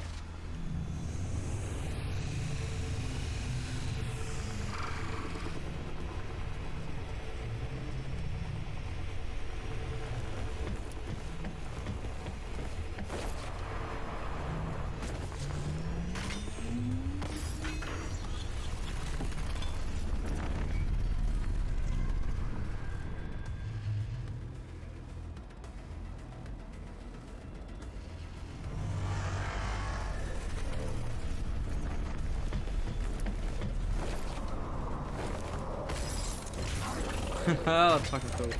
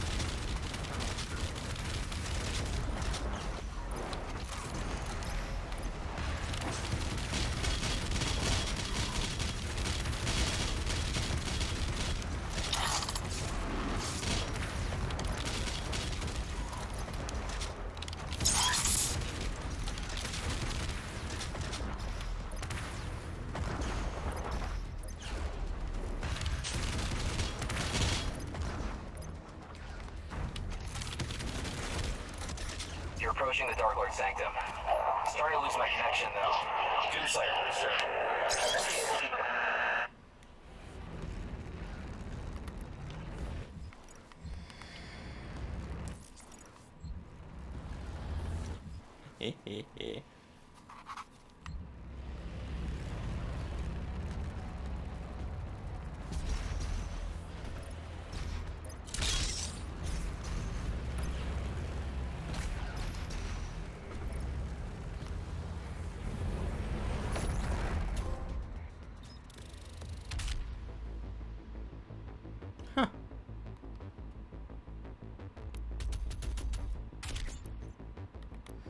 Or maybe they're doing the next thing just the boss fight. So there's actually 4 levels in the second one.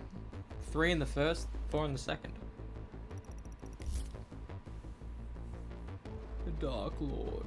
The ancient gods bear witness as the Slayer and the Dark Lord enact the rite of combat for the throne room of Amora. I challenge you to determine the fate of existence.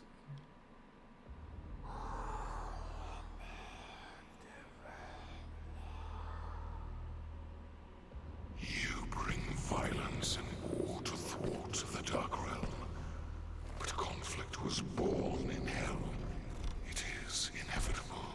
Thanos. A fire that fuels creation and gives purpose where there is none.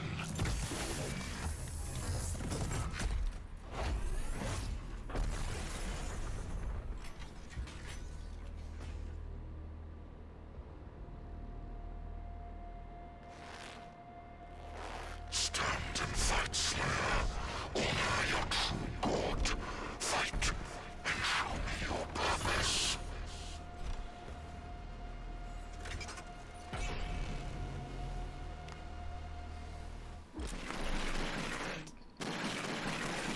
Counter the Dark Lord while his eyes flash green.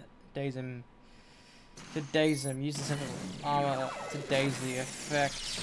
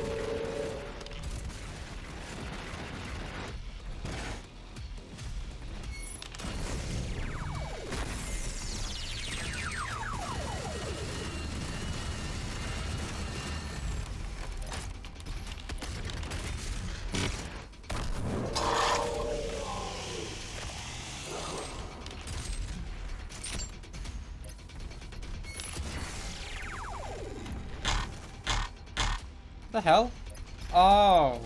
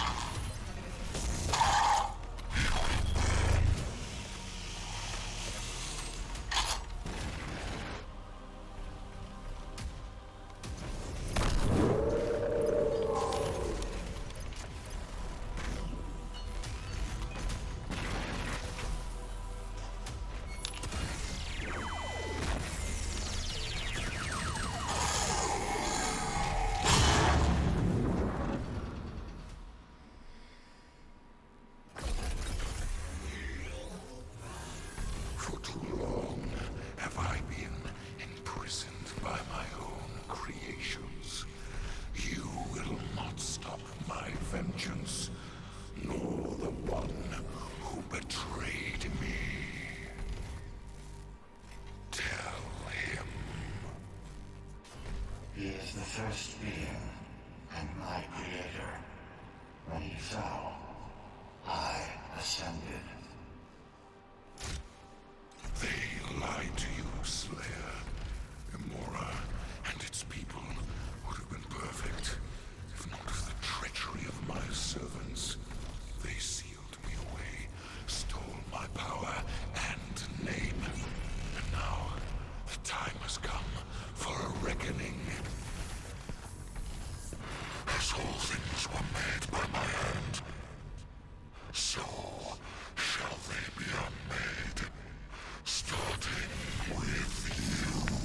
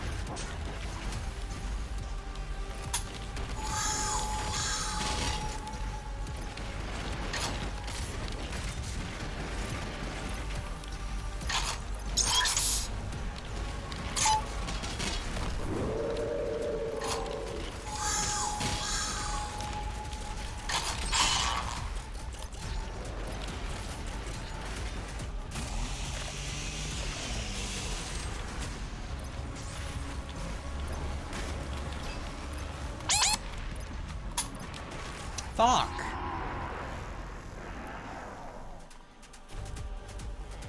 Because I have to ignore them.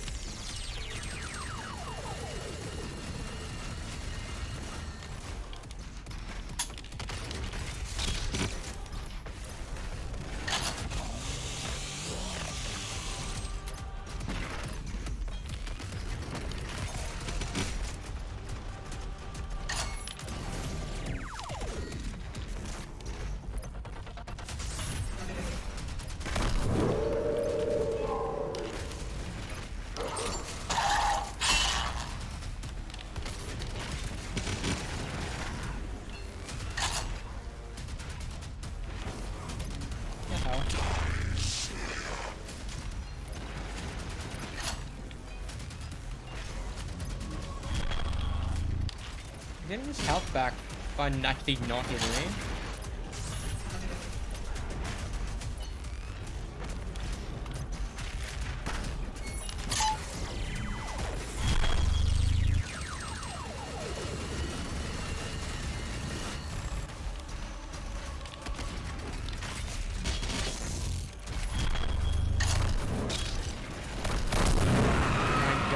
So loud.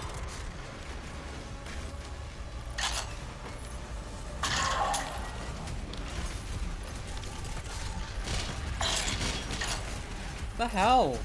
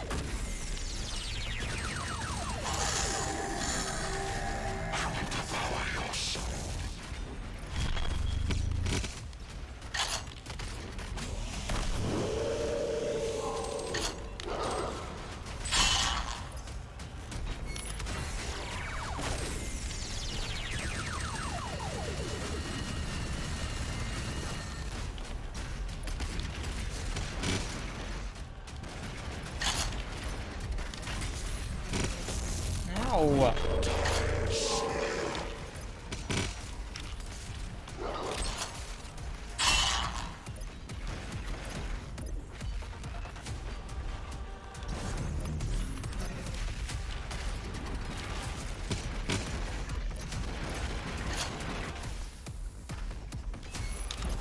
What the?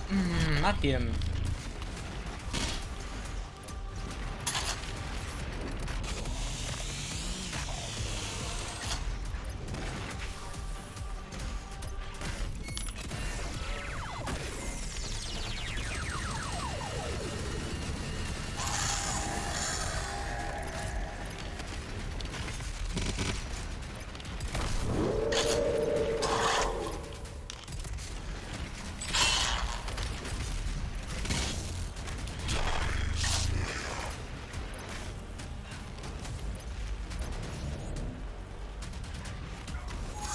Hey, fuck off.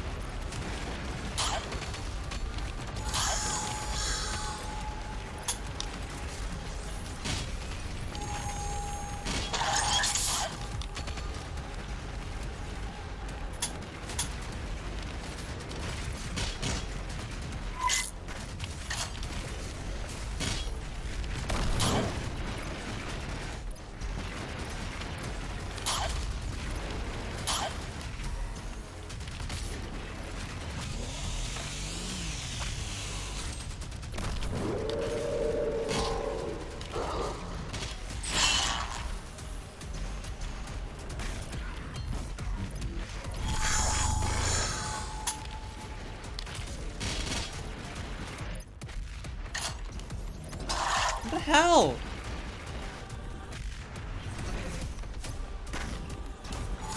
That's bullshit. I'm dodging it and you know it.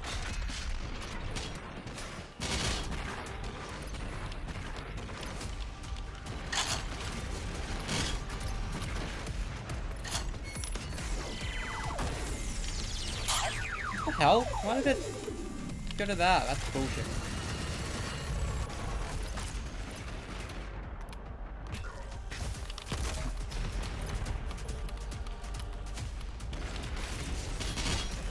I should have gone with the fucking face.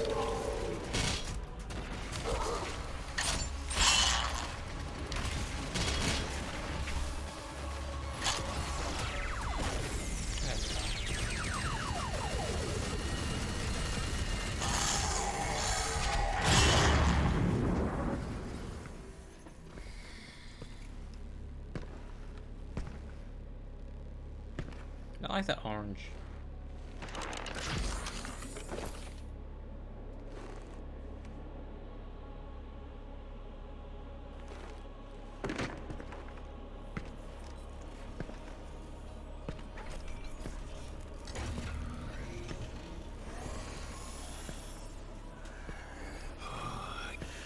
Tell me, have you nothing to say to your creator before you strike him down?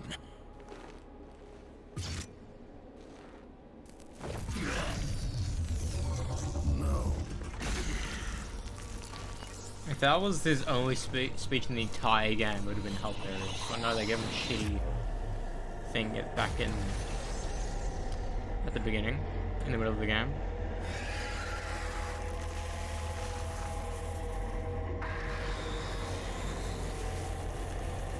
Did the Marauders respawn?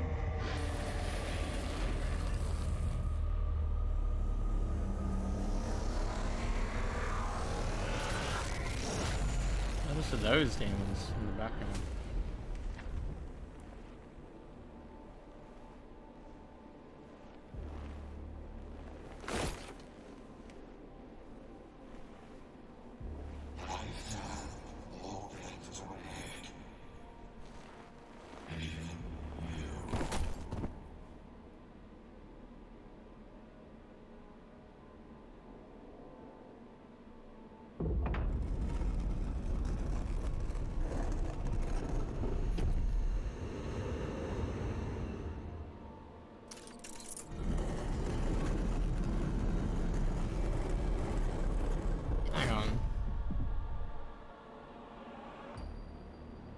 Is this the same thing from Boon 2016? So is it just a rotation?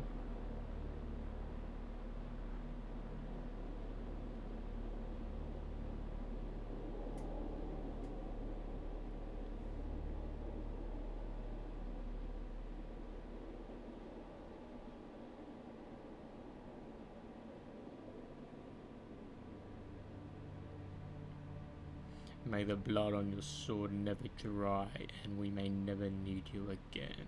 Korax Entry 717.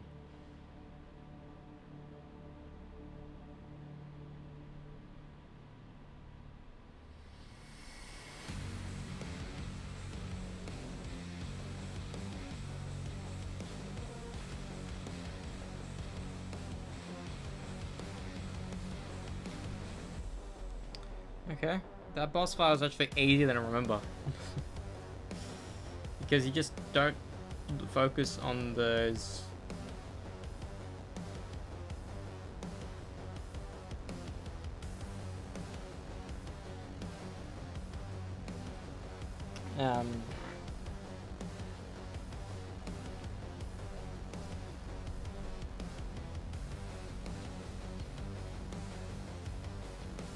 naturally.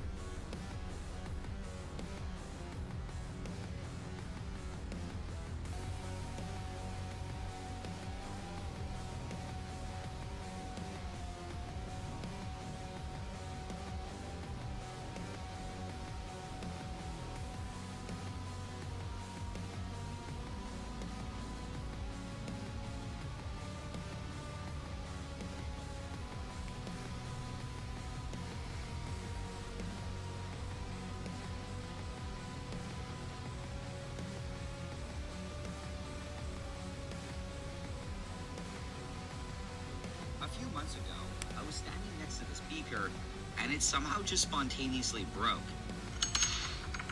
This piece of glass just spit itself off, and there was then a hole in the beaker. At the time, the beaker was empty and not doing anything though, so it didn't really matter, and I honestly didn't think too much about it.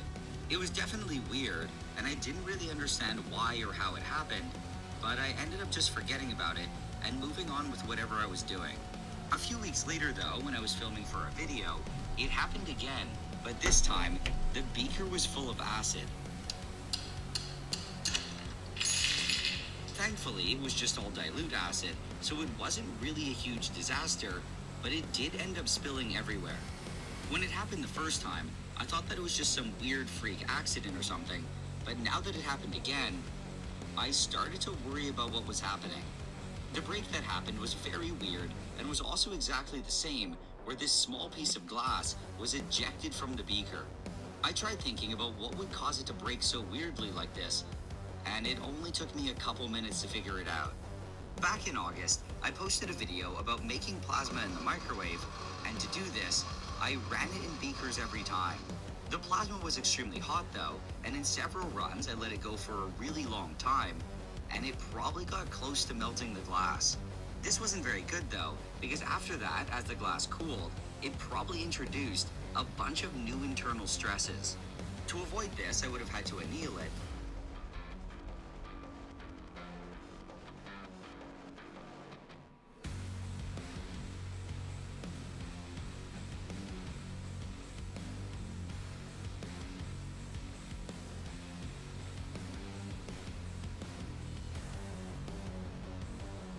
This video has been sponsored by Ground News. Over the years, I've done many projects where I turned completely inedible things into food, like that time I turned plastic.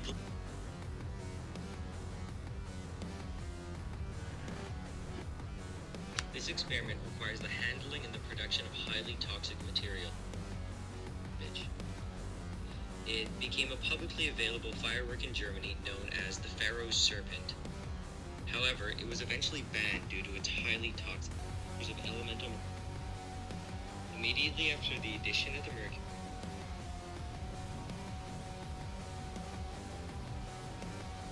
This is bromine.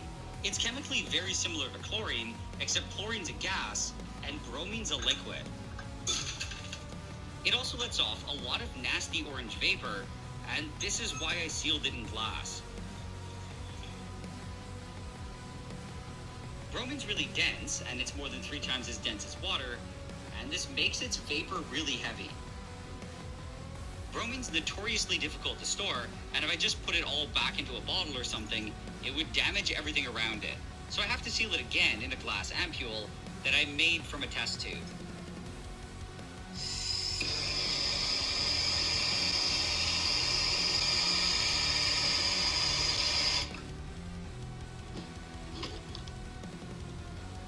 This is bromine.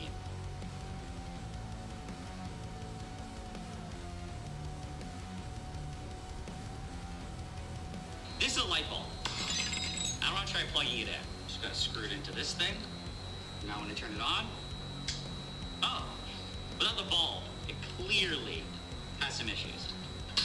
But that's why instead, I want to try with this light bulb to put it in something else. It's my special machine that I got recently. I'll put it on the tray. I'll also shove this in here. Now we pull a vacuum. I'm replacing it with nitrogen. Now we can open this. We'll get the light bulb and the switch thing. Plug this light in. Just gotta screw the light bulb in. Okay, it's good. And now I just have to flip the switch to turn it on. And we have a light bulb. And unlike before, it doesn't burn out. It's just nitrogen in here. It's a little bit more elaborate, but it's kind of like this is one big light bulb now. Now what? I don't know, we just enjoy the light. This is a light bulb.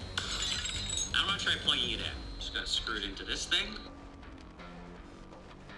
This is just a regular glass. And this is a dish. And this is a round bottom. And this is a beaker. But this is a thin, old, antique glass made under the brand called Superfest. And when it was made, it was called a nearly indestructible glass. I mean, compared to regular glass. Okay, gotta do it again to see if it's just a fluke. Okay, so it actually survived. And considering it's probably like half the thickness of all the other glass, that's actually really impressive.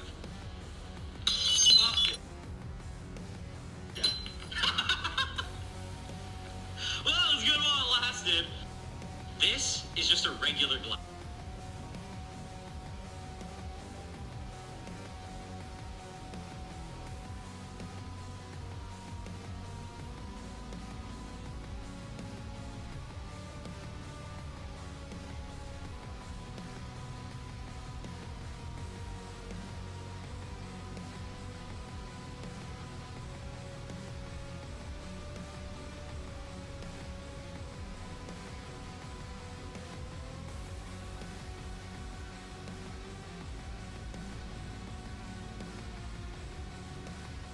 That is cookie dough.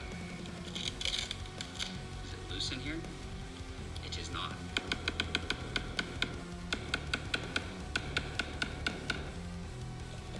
I'm starting to think we weren't supposed to put it in the fridge as a huge ball. Okay, get the blowtorch. No. No.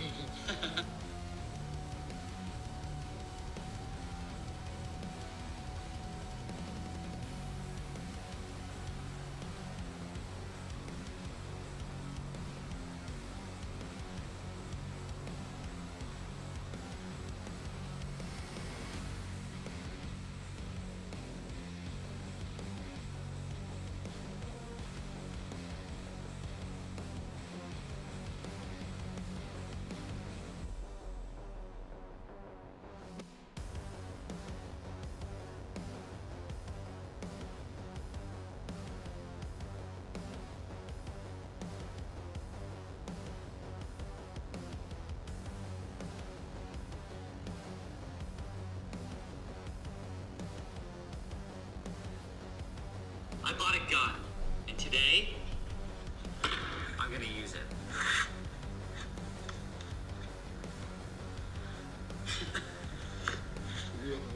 Okay, so maybe I oversold that a little bit. It's clear.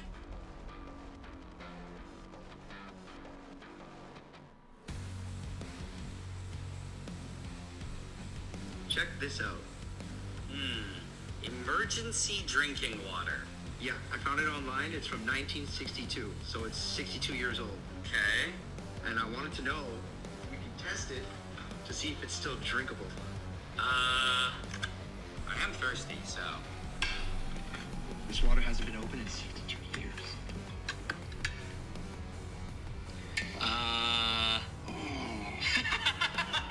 That's worse than I thought. Dude. I don't know. I don't feel like. I'm not feeling nearly as good anymore after seeing that. Oh! Why? Yeah, that's not good. Oh, it's because the can. I have a message for you from Marty, Hugo, and all the hardworking devs at id Software. Thanks for playing. Hell wouldn't be the same without you.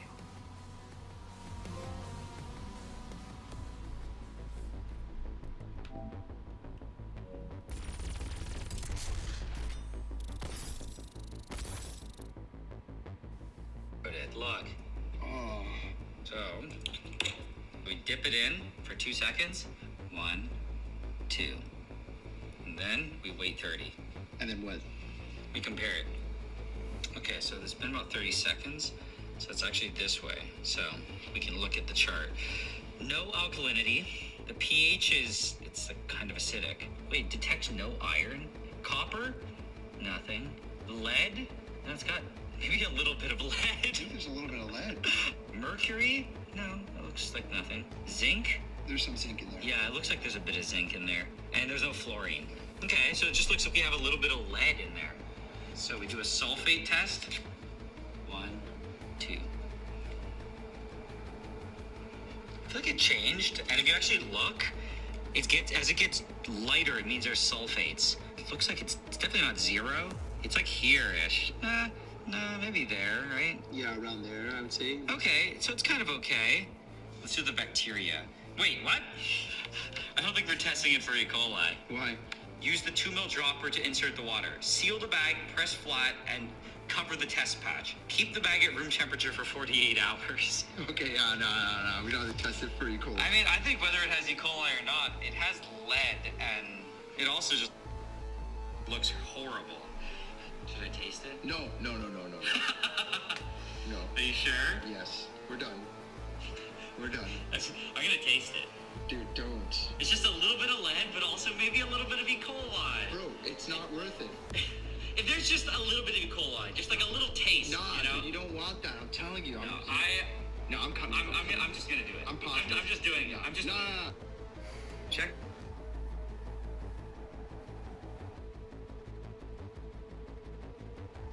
Check this out. Okay, the world's most sour soda. Yeah, I've seen many people online try it. And they hate it. They hate it. What makes it sour? I think it's citric acid. A lot of it. Pure citric acid. This is probably just like heartburn soda. Okay. It's not a twist top? I don't think so. It's a twist top. Okay. Smell test. Smells like blue raspberry. Let's try it. Wait, you said people thought this was too sour? Yeah. It's like a little sour.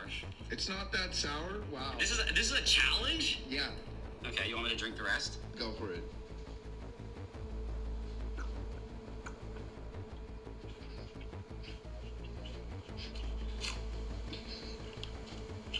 Beast. In like 15 minutes, I'm gonna regret everything. I'm actually worried I might have the worst heartburn on the planet. Check this out.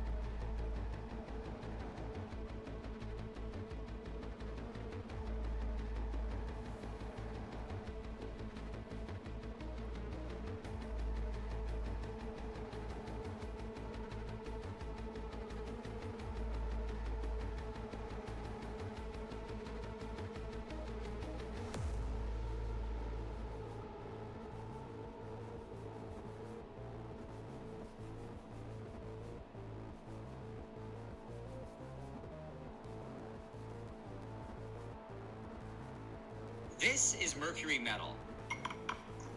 It's one of the only elements that's liquid at room temperature, and it's also very dense. It's even denser than lead, and it can float this bag of lead on top of it. Mercury is known for being very toxic, but in its metallic form, it's kind of okay to touch.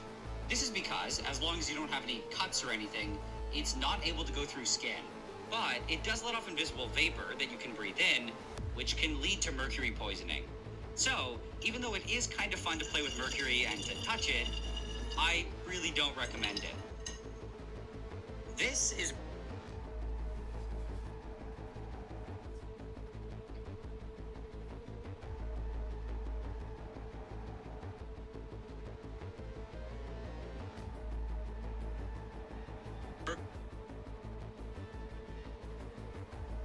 This is just a regular Energizer lithium battery, and what's inside of it honestly kind of scares me.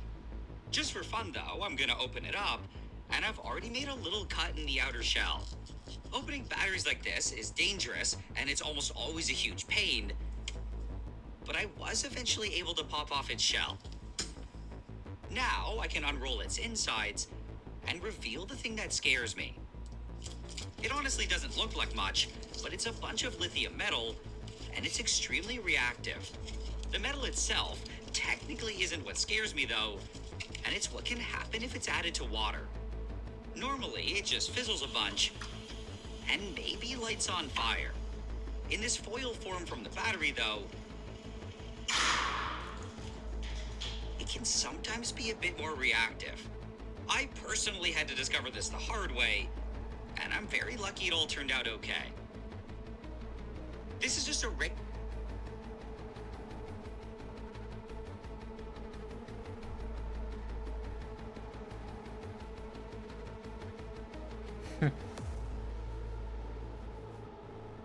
What I have here just looks like a generic little bottle of water, but it actually cost me over $100.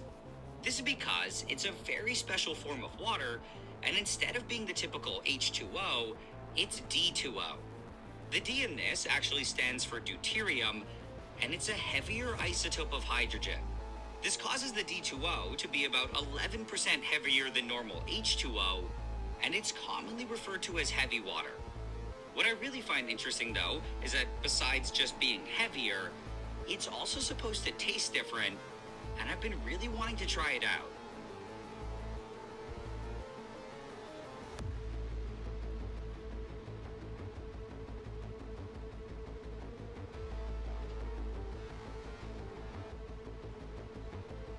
It's actually kind of sweet. It's like there's a little bit of sugar in it. What I have here just looks like a generic little...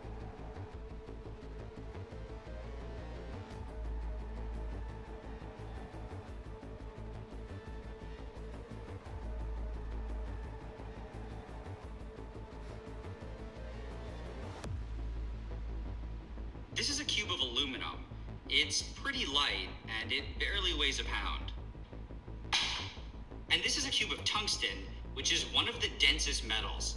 It's the exact same size as the aluminum one, but it's kind of crazy because this one weighs over 5 pounds. Its density is almost the same as gold, so a block of gold this size would weigh almost exactly the same amount. And this is a 42-pound tungsten cube. It has nice sharp edges. Oh god, really? Oh no. Oh. This is a cube of...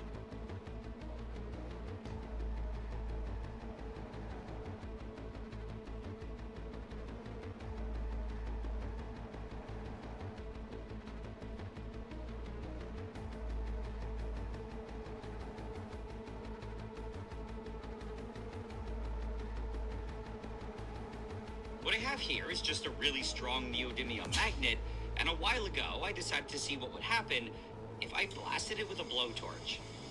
It honestly didn't look like it did very much, but what was interesting was that once it had cooled down, it was no longer a magnet, and it was just a heavy piece of junk. This was all just an excuse, though, to test out this really expensive and kind of scary machine that I ordered from China. In theory, it was supposed to be able to revive the magnet, and I just had to wait for it to charge up to 2,000 volts. Then after that, I just put this cloth thing over this other thing, shoved my little cube into the hole, and when I was ready, I clicked the button.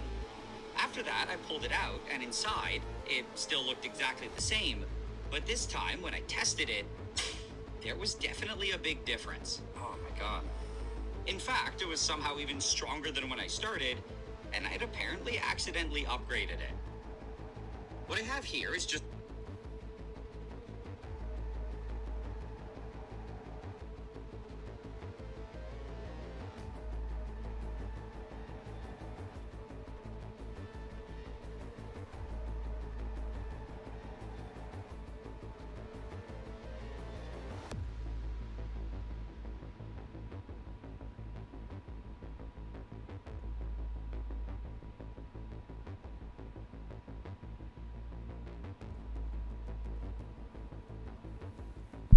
essential vitamins and minerals, low GI, protein, high in fiber.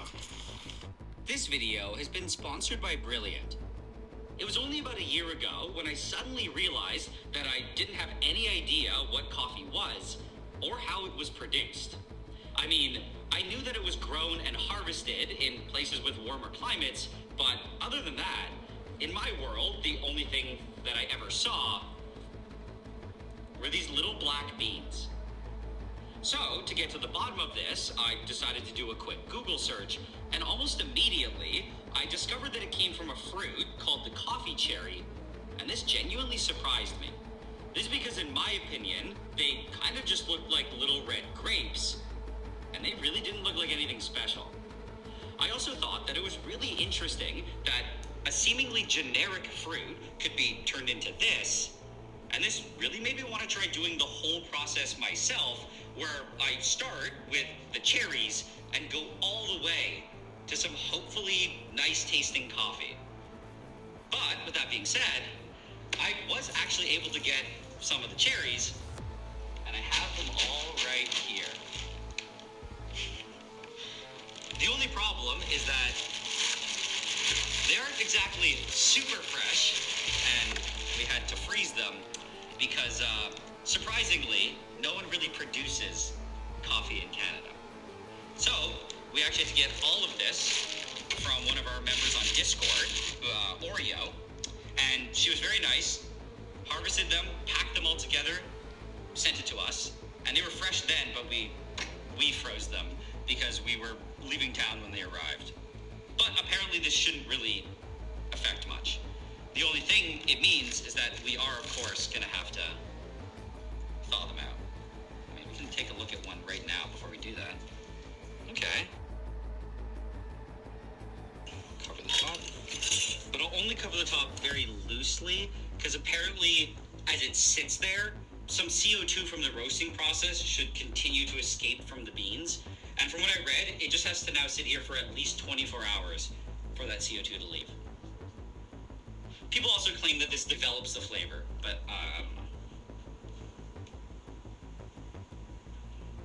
we have coffee. And just dump them out here. Wow. Oh yeah. Those are some nice beans. I'm just gonna grab one. Oh, that's coffee. What I do really like, no plantiness. That tells me we roasted it enough, and also it's not burnt. That means we didn't roast it too much. I don't think we could have done better. But either way, we did all that work to get this, and that was the hard part.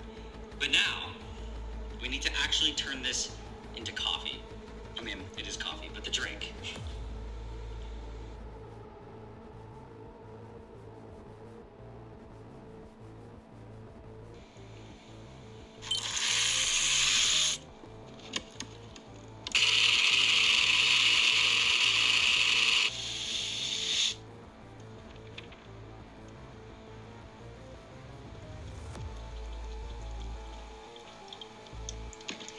Coffee! Ooh, this is gonna be a dark, beautiful of work was for. Let's get to business. And that looks good. So, It looks too black. time to see if it was all worth it.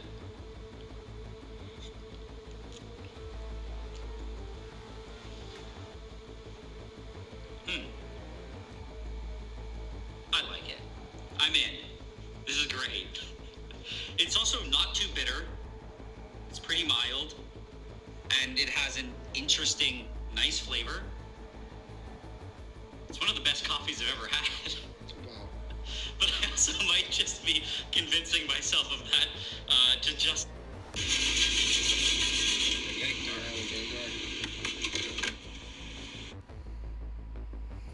Alright. Ugh, I fucking... yeah. Where am I teleporting to?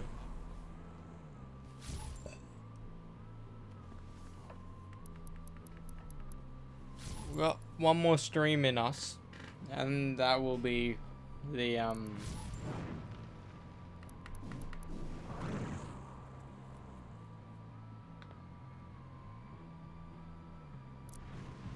that will be the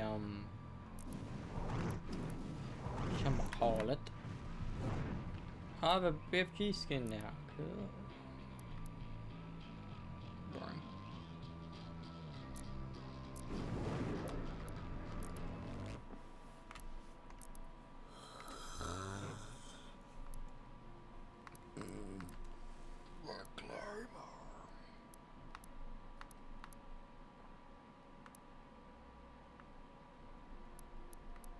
How can we tell which ones are the new ones?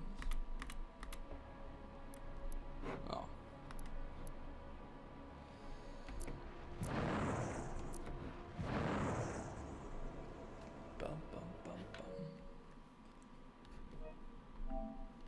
So now we have Horde mode.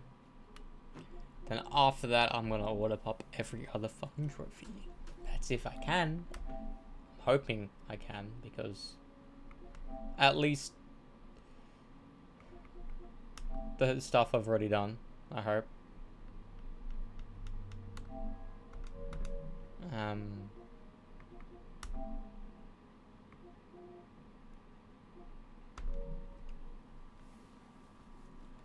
I could have ordered up from the beginning. Legitimately, I could have. But where's the fun in that?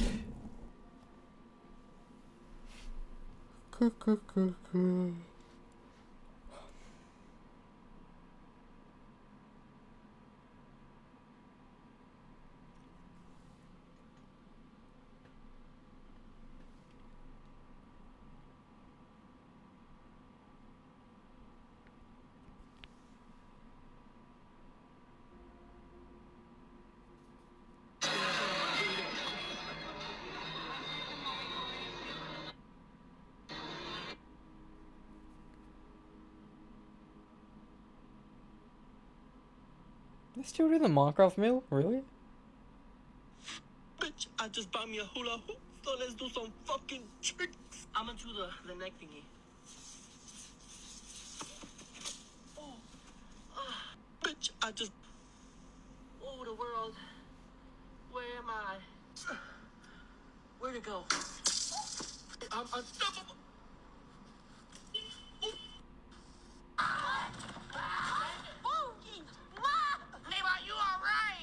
I thought they would have heard a buffalo coming down the stair, shaking up the whole damn house.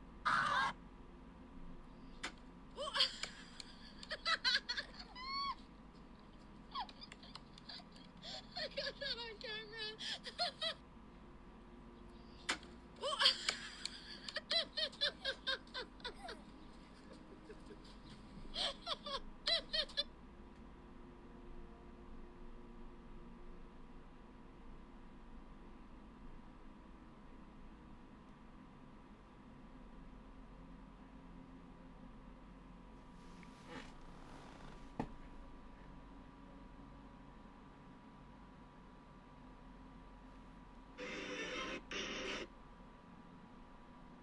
My dad told me once that it's not a good time to go to the gas station if they're refilling. Is that true? I don't know if that's true. Y'all, is that true? My...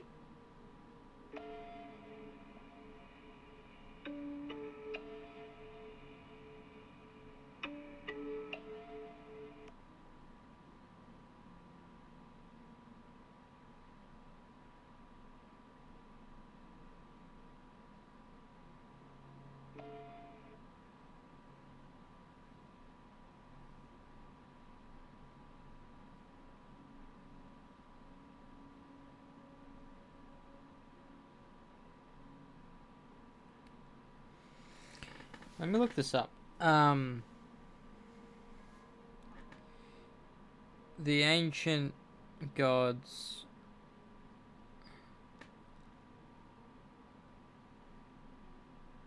Part 2 ending.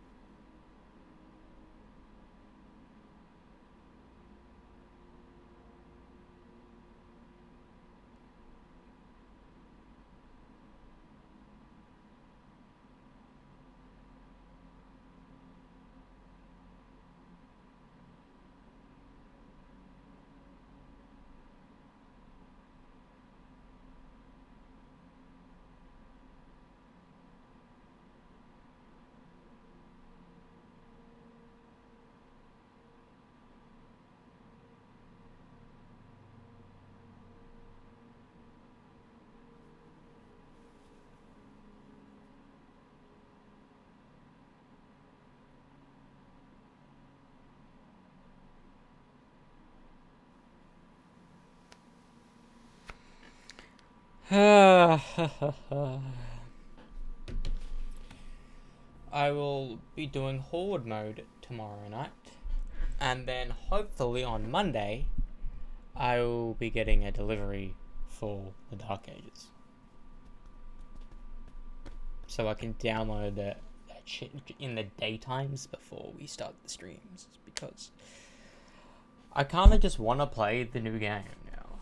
Like, Eternal is good and all, but it's like, the gameplay is what redeems this game. The story just kind of ruins everything. You know, I mean, it's cool that, like, oh, he just became a god eventually, but like, but then making that it was written by the creator of all things, and that if there was a creator of all things, who created him? You know, that's the thing that always terrifies me about just movies and life in general, is like, if someone created everything, who created that someone? I mean, it was good in Alien Covenant, where the giants, I forget their names of them, the Prometheus guys, they created every single life form, basically. They created the human race. Then the humans created the androids. Then the androids created the aliens. Then the aliens destroyed everything, basically.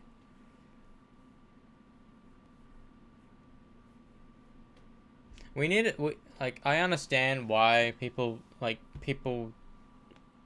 don't like Prometheus, but if you watch Prometheus as a film and not as an Alien movie, you would enjoy it a little bit more.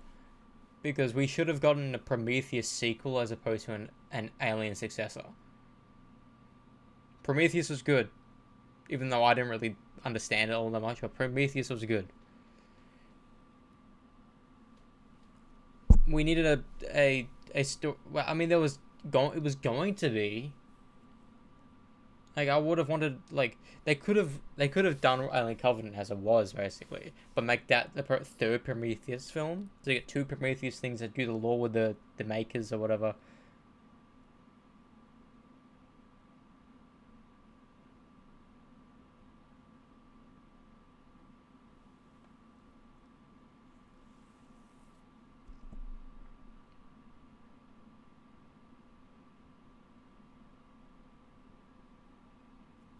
What is that Prometheus deleted scene I'm thinking about?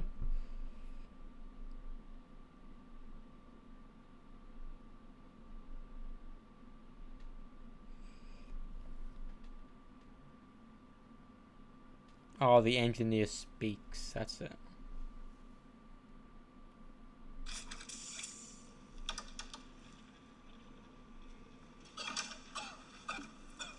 Speak to him, David. Tell him we came, just like he asked. Witaj, Guttum. Brugtu stars jasnt. Jag hade förstått det, det var kredasten.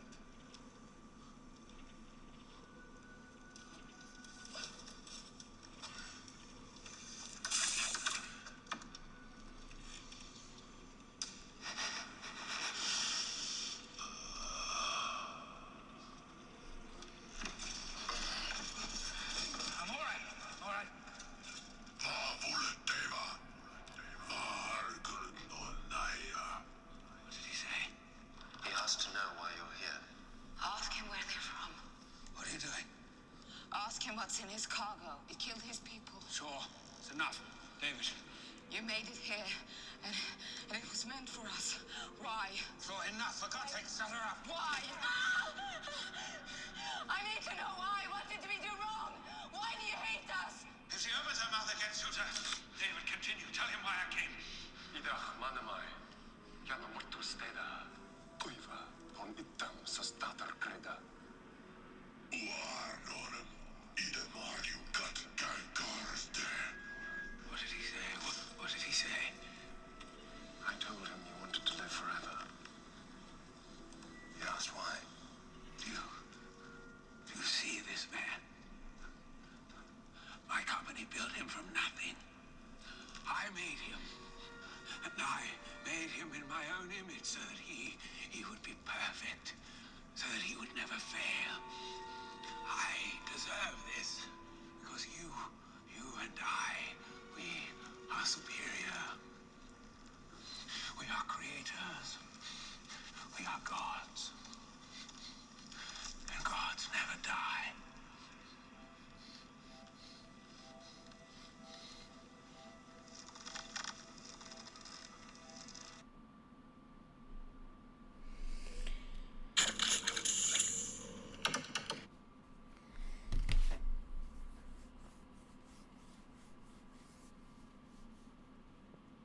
Honestly, that's a thought-provoking thought. But what would be a fundamental difference between being asleep for multiple millennia, which is 1,000 years, being asleep for that long, which is a long fucking time. You know, that's like 1,000 years is like 10 generations of a family.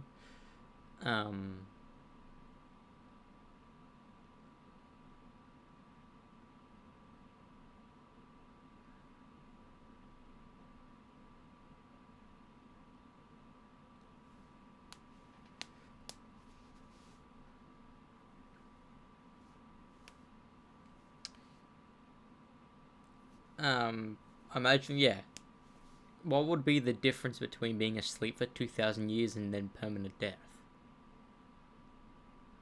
Because, like, when you're asleep, would your mind still be active? Because if your mind is active, you're still in there aging. But if you're not,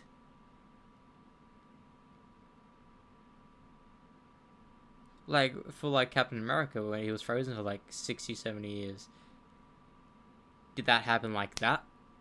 Did he wake up instantly? Because if his mind was active, sleep isn't instant for us when we go to sleep. As much as it feels like it's instant, it like, you know, an 8-hour sleep cycle could feel like an hour for us when we're actually sleeping.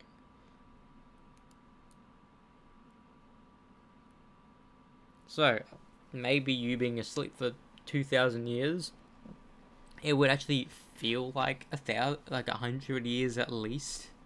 You just laying there. Maybe you just have multiple dreams. I don't know. That'd be an interesting thing to experience, but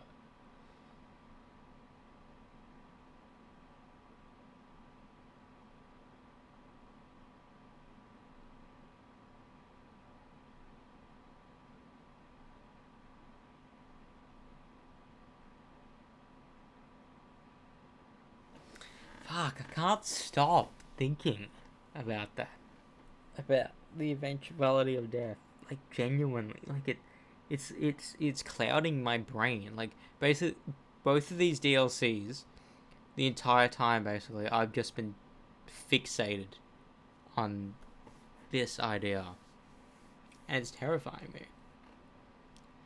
Legitimate, because, like, when you grow up, you know that you're gonna be gone one day, but you don't actively think about yourself dying because you're so young and it's so far away. But then you realize how quick years can become and how quick a decade can be. It's already, like, I remember when it was fucking 2015. Like, it only felt like a couple years ago. Now it's 10 years ago?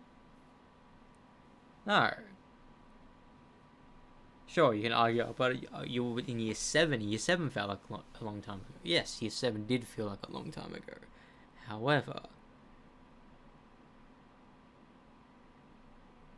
I remember having, like, this thought a couple years ago where all I wanted to do was go back in time, but then also my physical age goes back in time, so I can re-experience everything else with the mind I have now.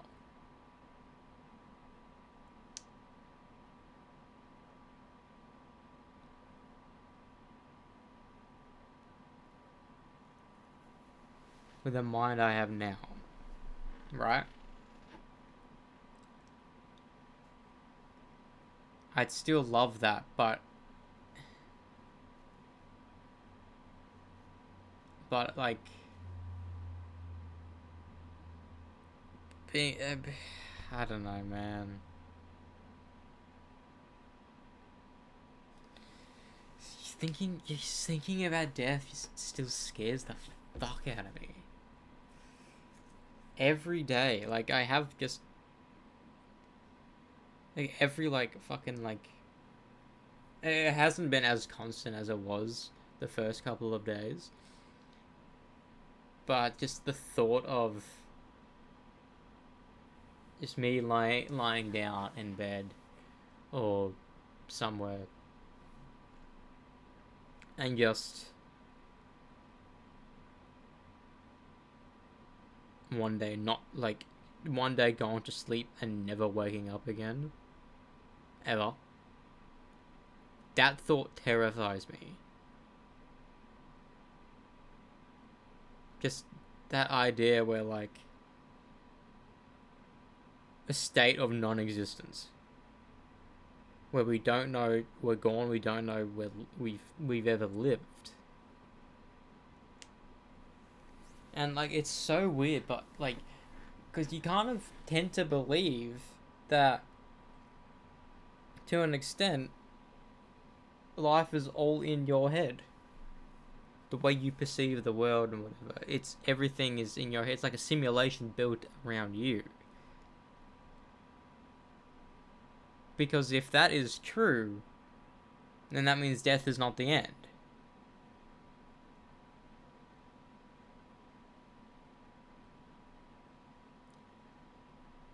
But if it isn't true, and like every other life around you is like an actual life, an actual like being like me with these thoughts,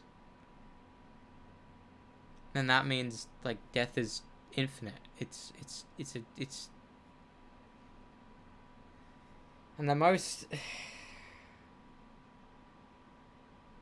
I know I've said it, and I think I'll say it again. That comment I read on Reddit the other day, but like you existed for billions of years, and you haven't existed for billions of years, and one day you got to experience it for a handful of years. Not a handful, like nearly a century worth of years. It's a long time.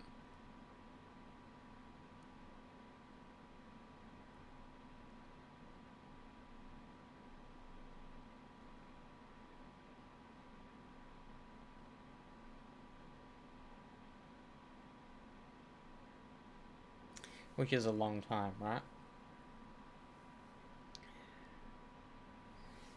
And people say they find solace in like, we didn't know until just one day we're miraculously in our brains and we think and all this shit. Like that, like you grow up just not thinking about you dying. No thought about it. Maybe you're worrying about like climate change or like the world ending and all that stuff. Or dying in a horrific way due to the world exploding or whatever.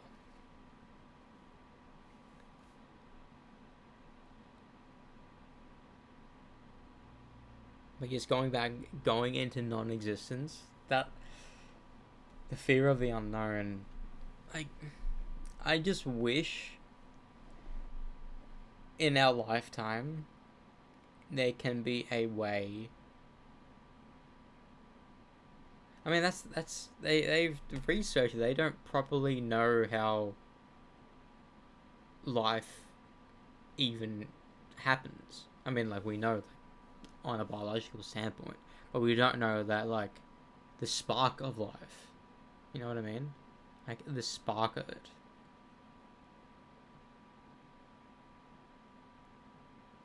And, like, if we can somehow... I mean, like, with AI, maybe we can somehow program it, because our brain is a computer at the end of the day. It's one of the most, like, hardwired computers ever. Like, we have data in and out every, like, millisecond. You know what I mean?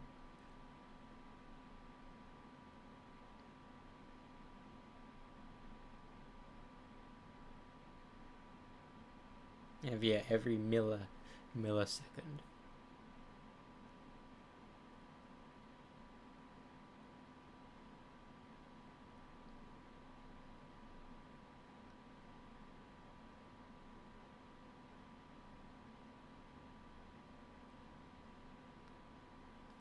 And if we can somehow realize that and, like, also combat aging, because to an extent, aging is a disease in itself. Sure, it's a natural thing, but, like,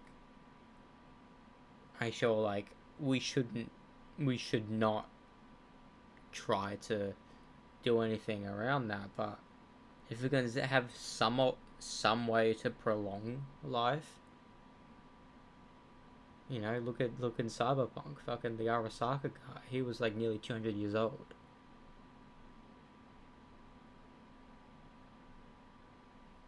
And I thought what's her name? Hanako? I thought she was Yorinobu's daughter.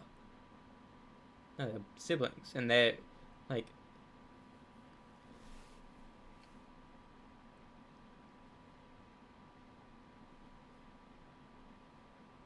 and sure, Johnny Silverhand did die in his, I would want to say 30s to 40s.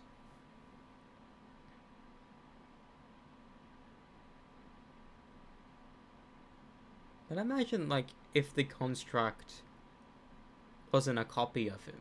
Because we learned in the game he just was a copy of him. But if it actually was the real Johnny, like, he woke up in an AI sphere one day.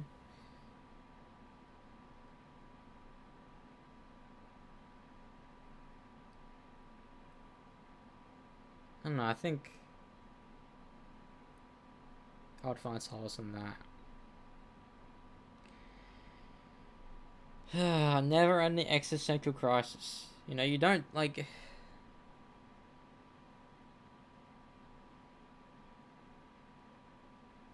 why is this the #1 thing on my mind constantly?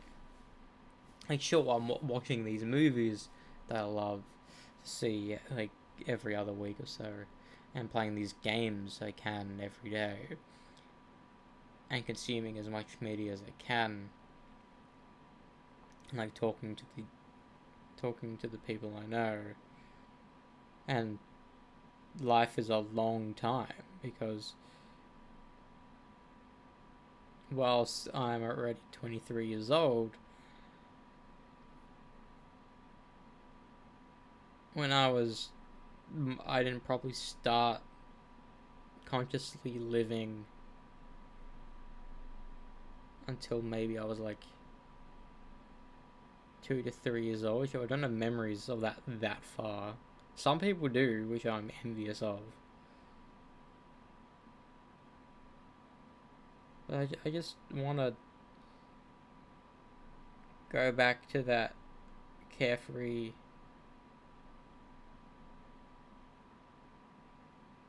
That's why I think, like, horror movies and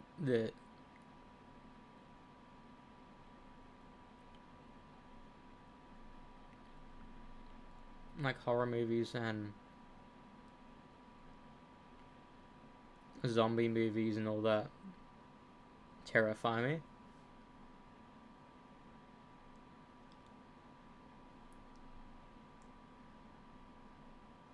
Because I think about myself dying whilst watching them, and not seeing like, oh shit, that's insane. Sure, to an extent I like certain horror stuff. Or even in like a first person shooter, I'm constantly killing people.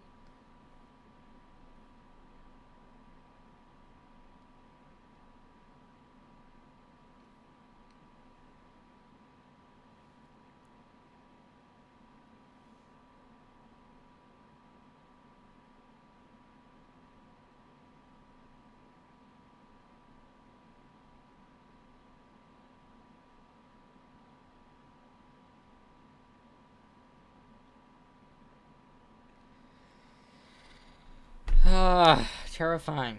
Like, I know, you know, like,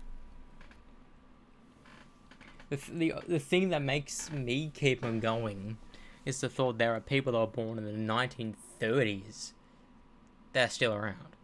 That's the only thing that kind of makes me be content. Because the 1930s, you know, they would have been 50 odd years old when my parents were born. You know, look at Harrison Ford and all that.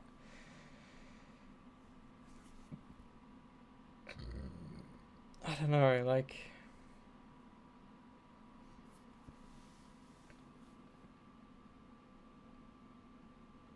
I don't think anyone can be truly at peace with the prospect of dying.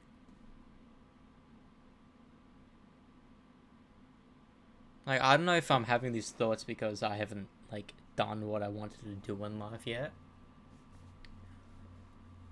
Or I haven't experienced these experiences that people should have had by now. Because I'm seeing, like, people my age getting married, having kids, and all this stuff. Like, I want to be able to, like, I mean, that'd be kind of like a dystopian future where, like, you can't have kids, because if we can constantly go back on the clock and, like, physically, because the time travel thing in Endgame, where that time when they're figuring out time travel, instead of actually traveling through time, they with Scott Lang, his physical body goes back in time.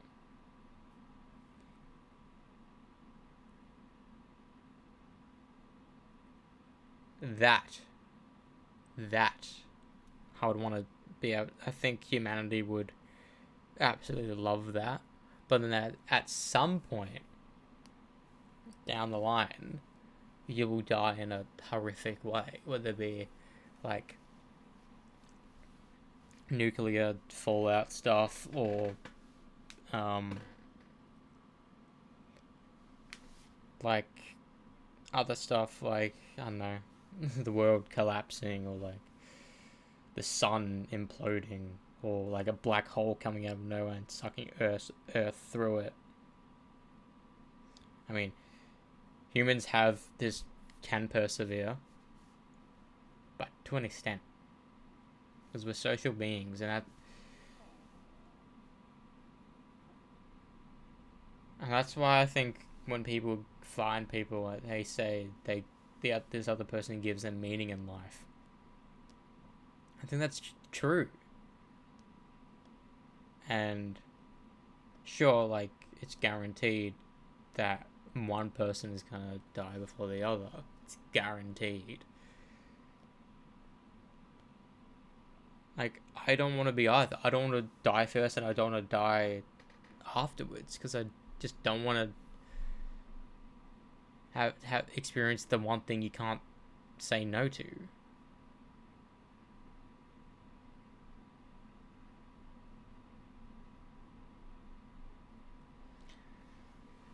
And if there is somehow an overlord camera or whatever, or there is, like, a Truman Show type thing where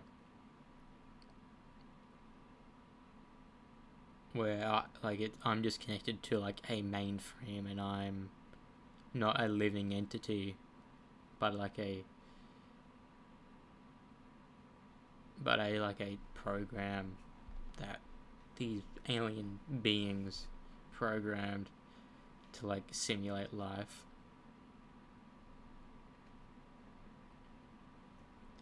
I'd like to know, because if that's the case, then that means I can, like, request certain things. Be like, oh,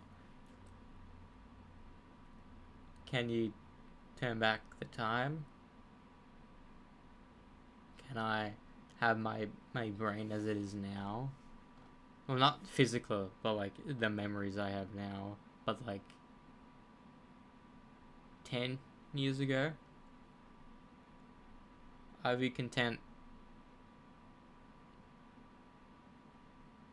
Yeah, look at even in the Flash, we have timeless Wells, and all he does is live the same period over and over and over and over again. Sure, there will be a point after how many times, 100 times, where like there's you'll finish watching everything ever released multiple times, but that would maybe after 1,000 cycles. You know, sure, I would at that point, like every single movie on the planet ever made, every single game ever made. Like, sure, I won't have the artificial list on PlayStation, but I would love to be able to just like, I know I played this back then, so I don't need to play it now. You just get a constant cycle again and again and again where I don't age, but everything around me goes back to where it was like 10 years prior.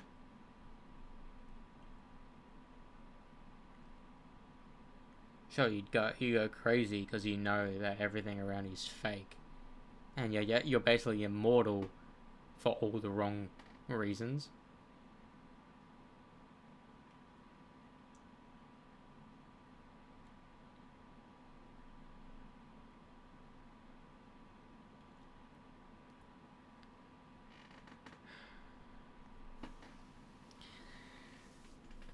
Yeah, I don't think anyone true. I mean, that's what religion is for. Believing the fundamental reasoning as to why religion even exists is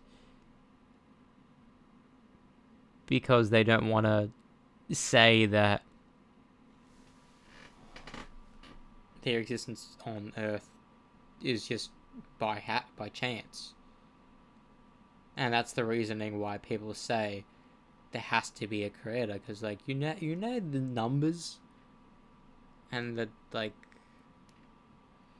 As someone who prefers science over religious nonsense,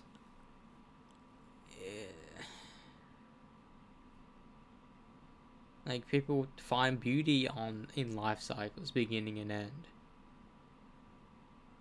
Like this man over there, he doesn't even know. I mean, sure, maybe to an extent, but he doesn't even know death even exists. You can't see him; he's out of frame a little bit. Like death doesn't exist to him. I mean, like other beings' death maybe, but not his own. He doesn't even know that thing exists. Like,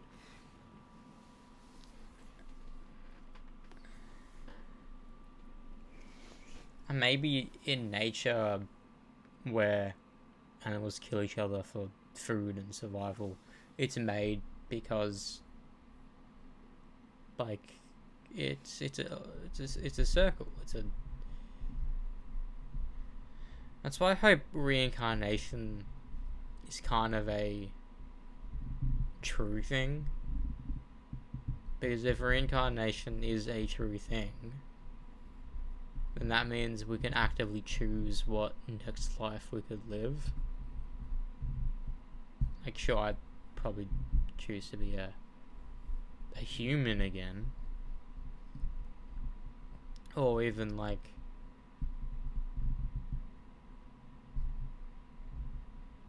as I don't know, an animal that has longevity but can still understand everything.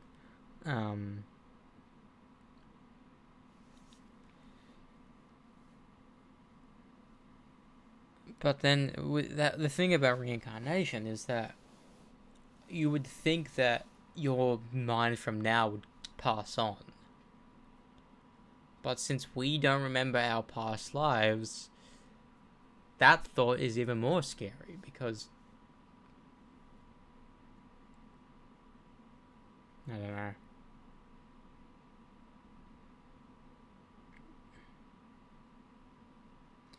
I used to like sleeping like barely a week ago, and now the thought of it is terrifying me because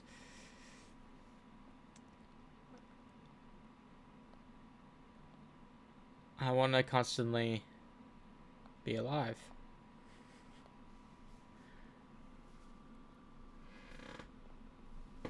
And like also seeing the amount of people that die far too young, whether it be on their own will or not, in their 20s and their 30s. Like anything that isn't from something their body did. I mean,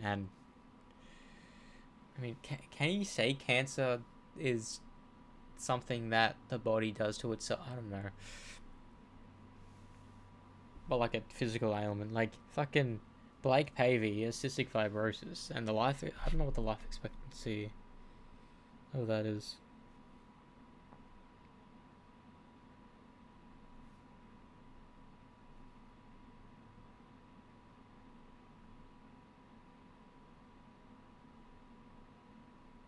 Life expectancy for cystic fibrosis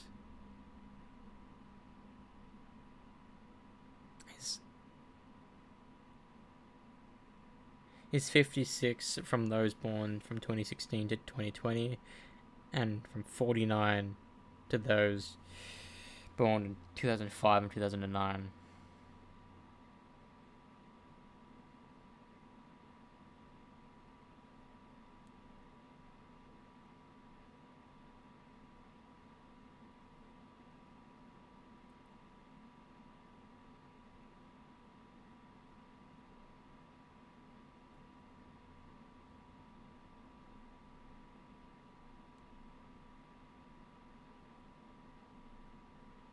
Anton Yelchin didn't die from CF, did he?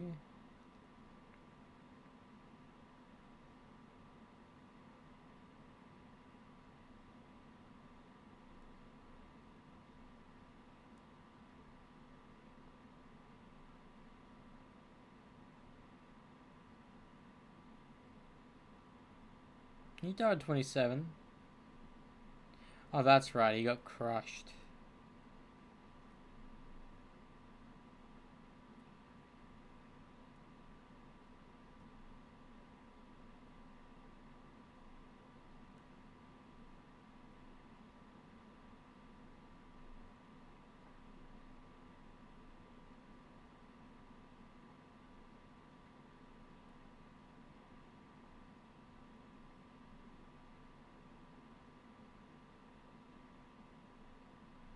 What?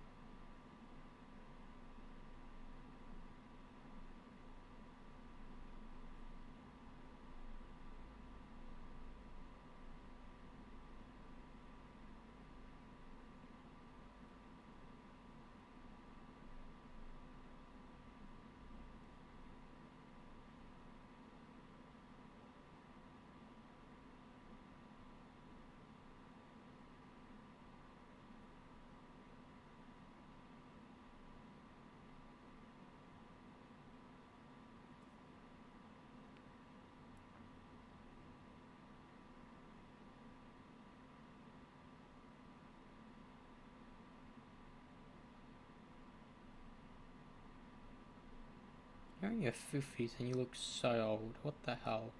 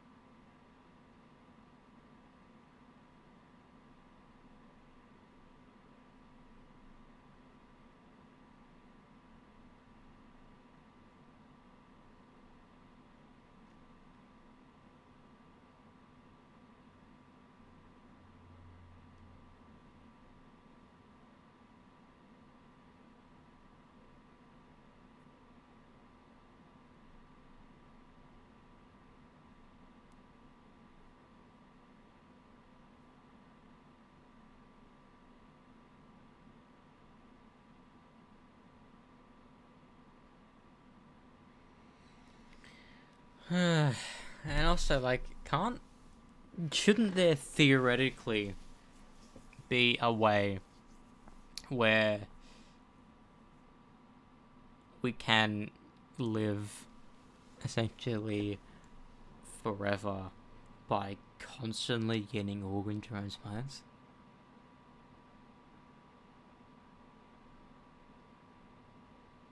Like, constant, like, because the reason why certain people die is because kidney failure, heart failure, all that stuff. Because, like, sure, we have machines that can do certain stuff for us. But, like, what? Like, people will be like, if you get a kidney transplant, that kidney will eventually start failing because how it began. But, like, what if you constantly, like, I don't understand how truthful it could be, but the ability to, like, get out all, like, the bad blood you have, the way what are they called? Fucking the kidney thing where people sit in for ages. My grandfather had to do that. Dialysis. That's it. Especially just blood goes in and gets, like, cleaned or whatever, then goes back in. Actually does the work that the kidneys do? I don't know. But, like, what if you can do that, but instead of having your own blood come back into you, you're getting fresh new blood from other people that unfortunately die. Like, surely that potentially could be a way to basically continue living. The only thing is that if the brain starts failing, you can't replace that. Because, like, I don't think a brain transplant can even be a thing, right? Because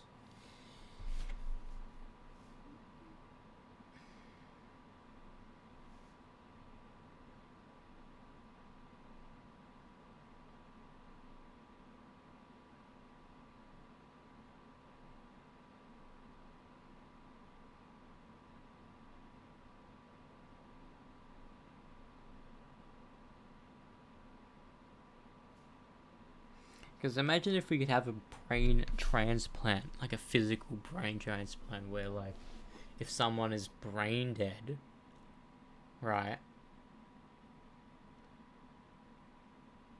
Yeah, if someone is brain dead, perfectly healthy otherwise, brain dead, and they're just laying there for days on end. Surely, if you do a brain transplant with someone who has an active brain but everything else is failing, go into that body. Because besides tumors and shit, can the brain start failing on its own? Because isn't the brain the last thing to go in the body?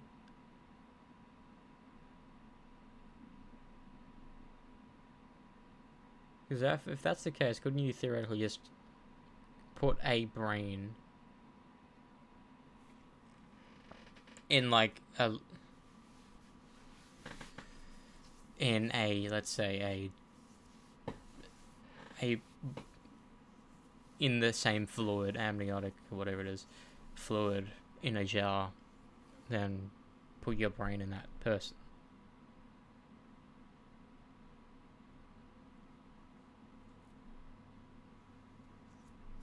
I know it's all theoretical, but, like, if you could do that,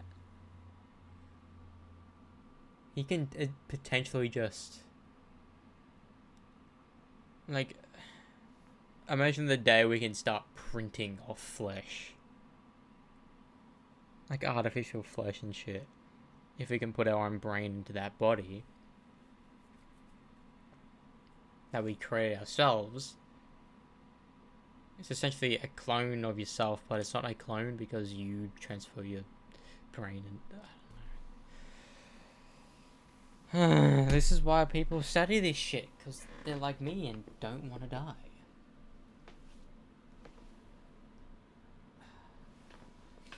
And I understand that, like, I've been watching films my entire life, and these are beings who've been alive for decades before you were even around, and they're still here, and they're going to be kicking for it at least a couple more decades.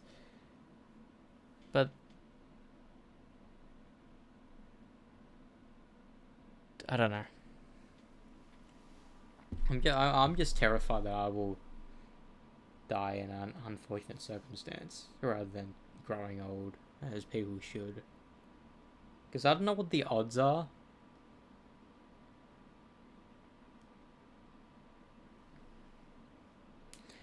Like, I guess that it also has the thing where I don't like driving, because I don't want to be in control of something that could potentially kill mine or someone else's life.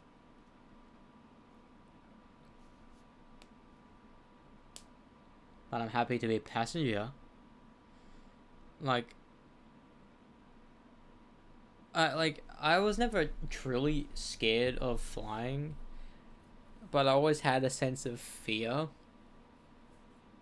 Like even when my brother was flying to Japan, I had this thing in the back of my brain where, like, there's a possibility the plane is going to crash. Even though apparently flying in planes is the safest way of travel. But it's the scariest form of travel because you can't save yourself in a scenario. They don't give you a parachute. They don't teach you how to use a parachute. Like, and also read, I don't know if it's just a conspiracy or not, but like, the brace for impact positions are designed for you to die quickly, so the company doesn't get sued for negligence of you surviving.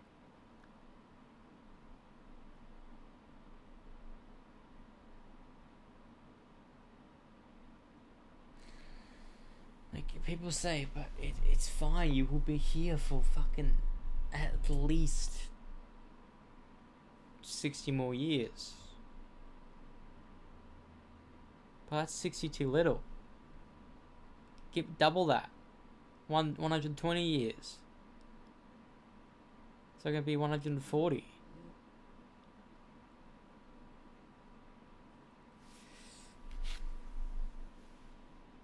Let's look this up. Oldest living person.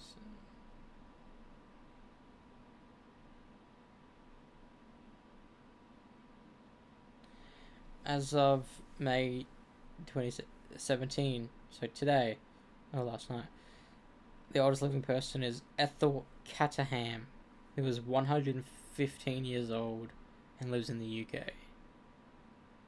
She was the first bride to claim title since 1987. Before her, the title belonged to Ina Caveira Lucas, a Brazilian nun.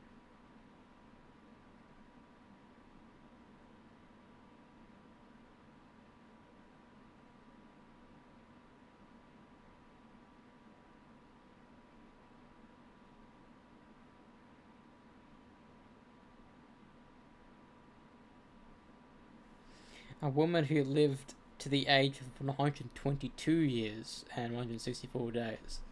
That's 100 years from now. So that'd be 2125. That's insane to think about. As women live longer than men on average. Why?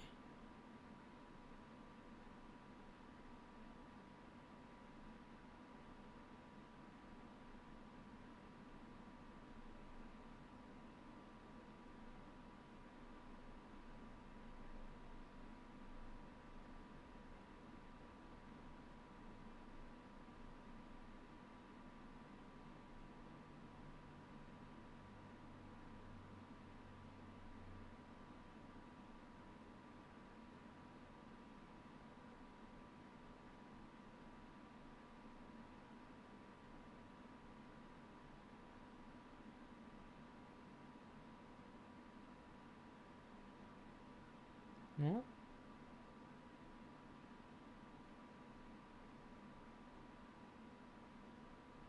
Oh, like transgender.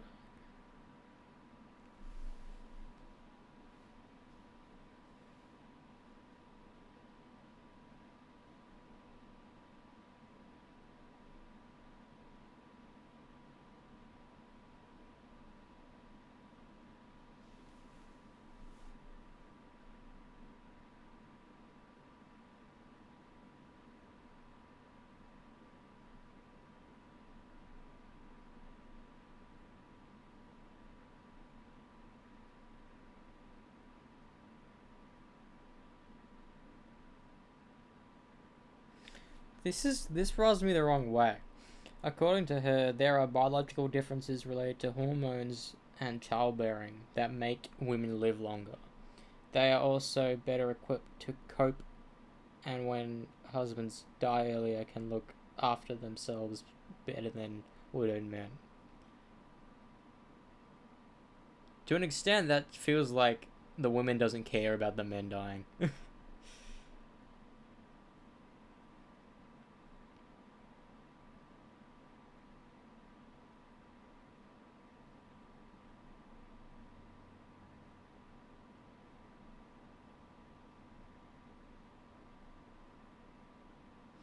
One reason is they generally have a lower risk of developing heart disease. Another reason is that they are less likely to develop certain types of cancers.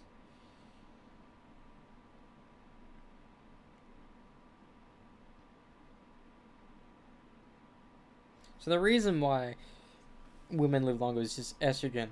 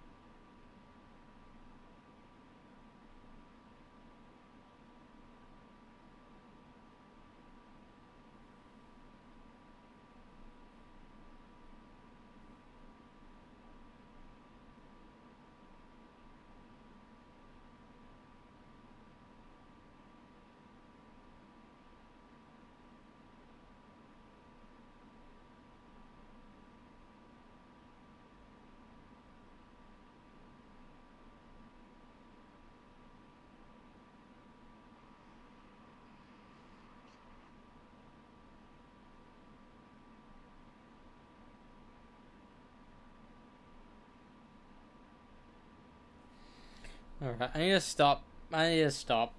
I need to stop.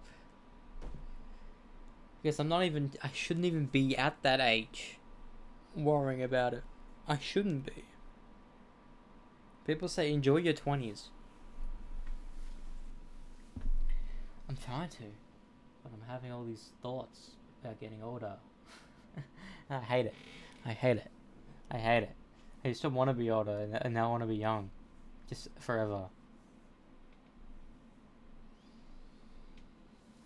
Life's cruelest joke is that it ends.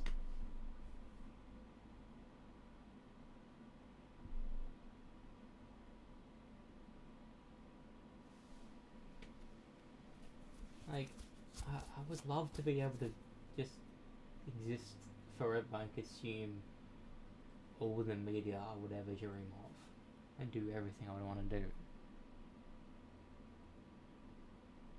Like, like, imagine after death you can be a ghost, or right? Be a ghost, or if there is a afterlife, whatever, and you can have a physical TV or some shit up there that's like eternally powered, so you don't even need to have an on switch. It's just there. Or as a ghost, and just sit down and just watch a TV show. Now it's like much more happy I'd be with the afterlife if that was the case. Because I don't want being able to exist end. And if people do prove ghosts are real, people would try to argue they're not humans. There are different species of life. You know, like how people... Like, we see bacteria as living organisms. But we don't see bacteria as like a life form. Like, as like a human or like a dog or whatever. I don't know, I need to shut up.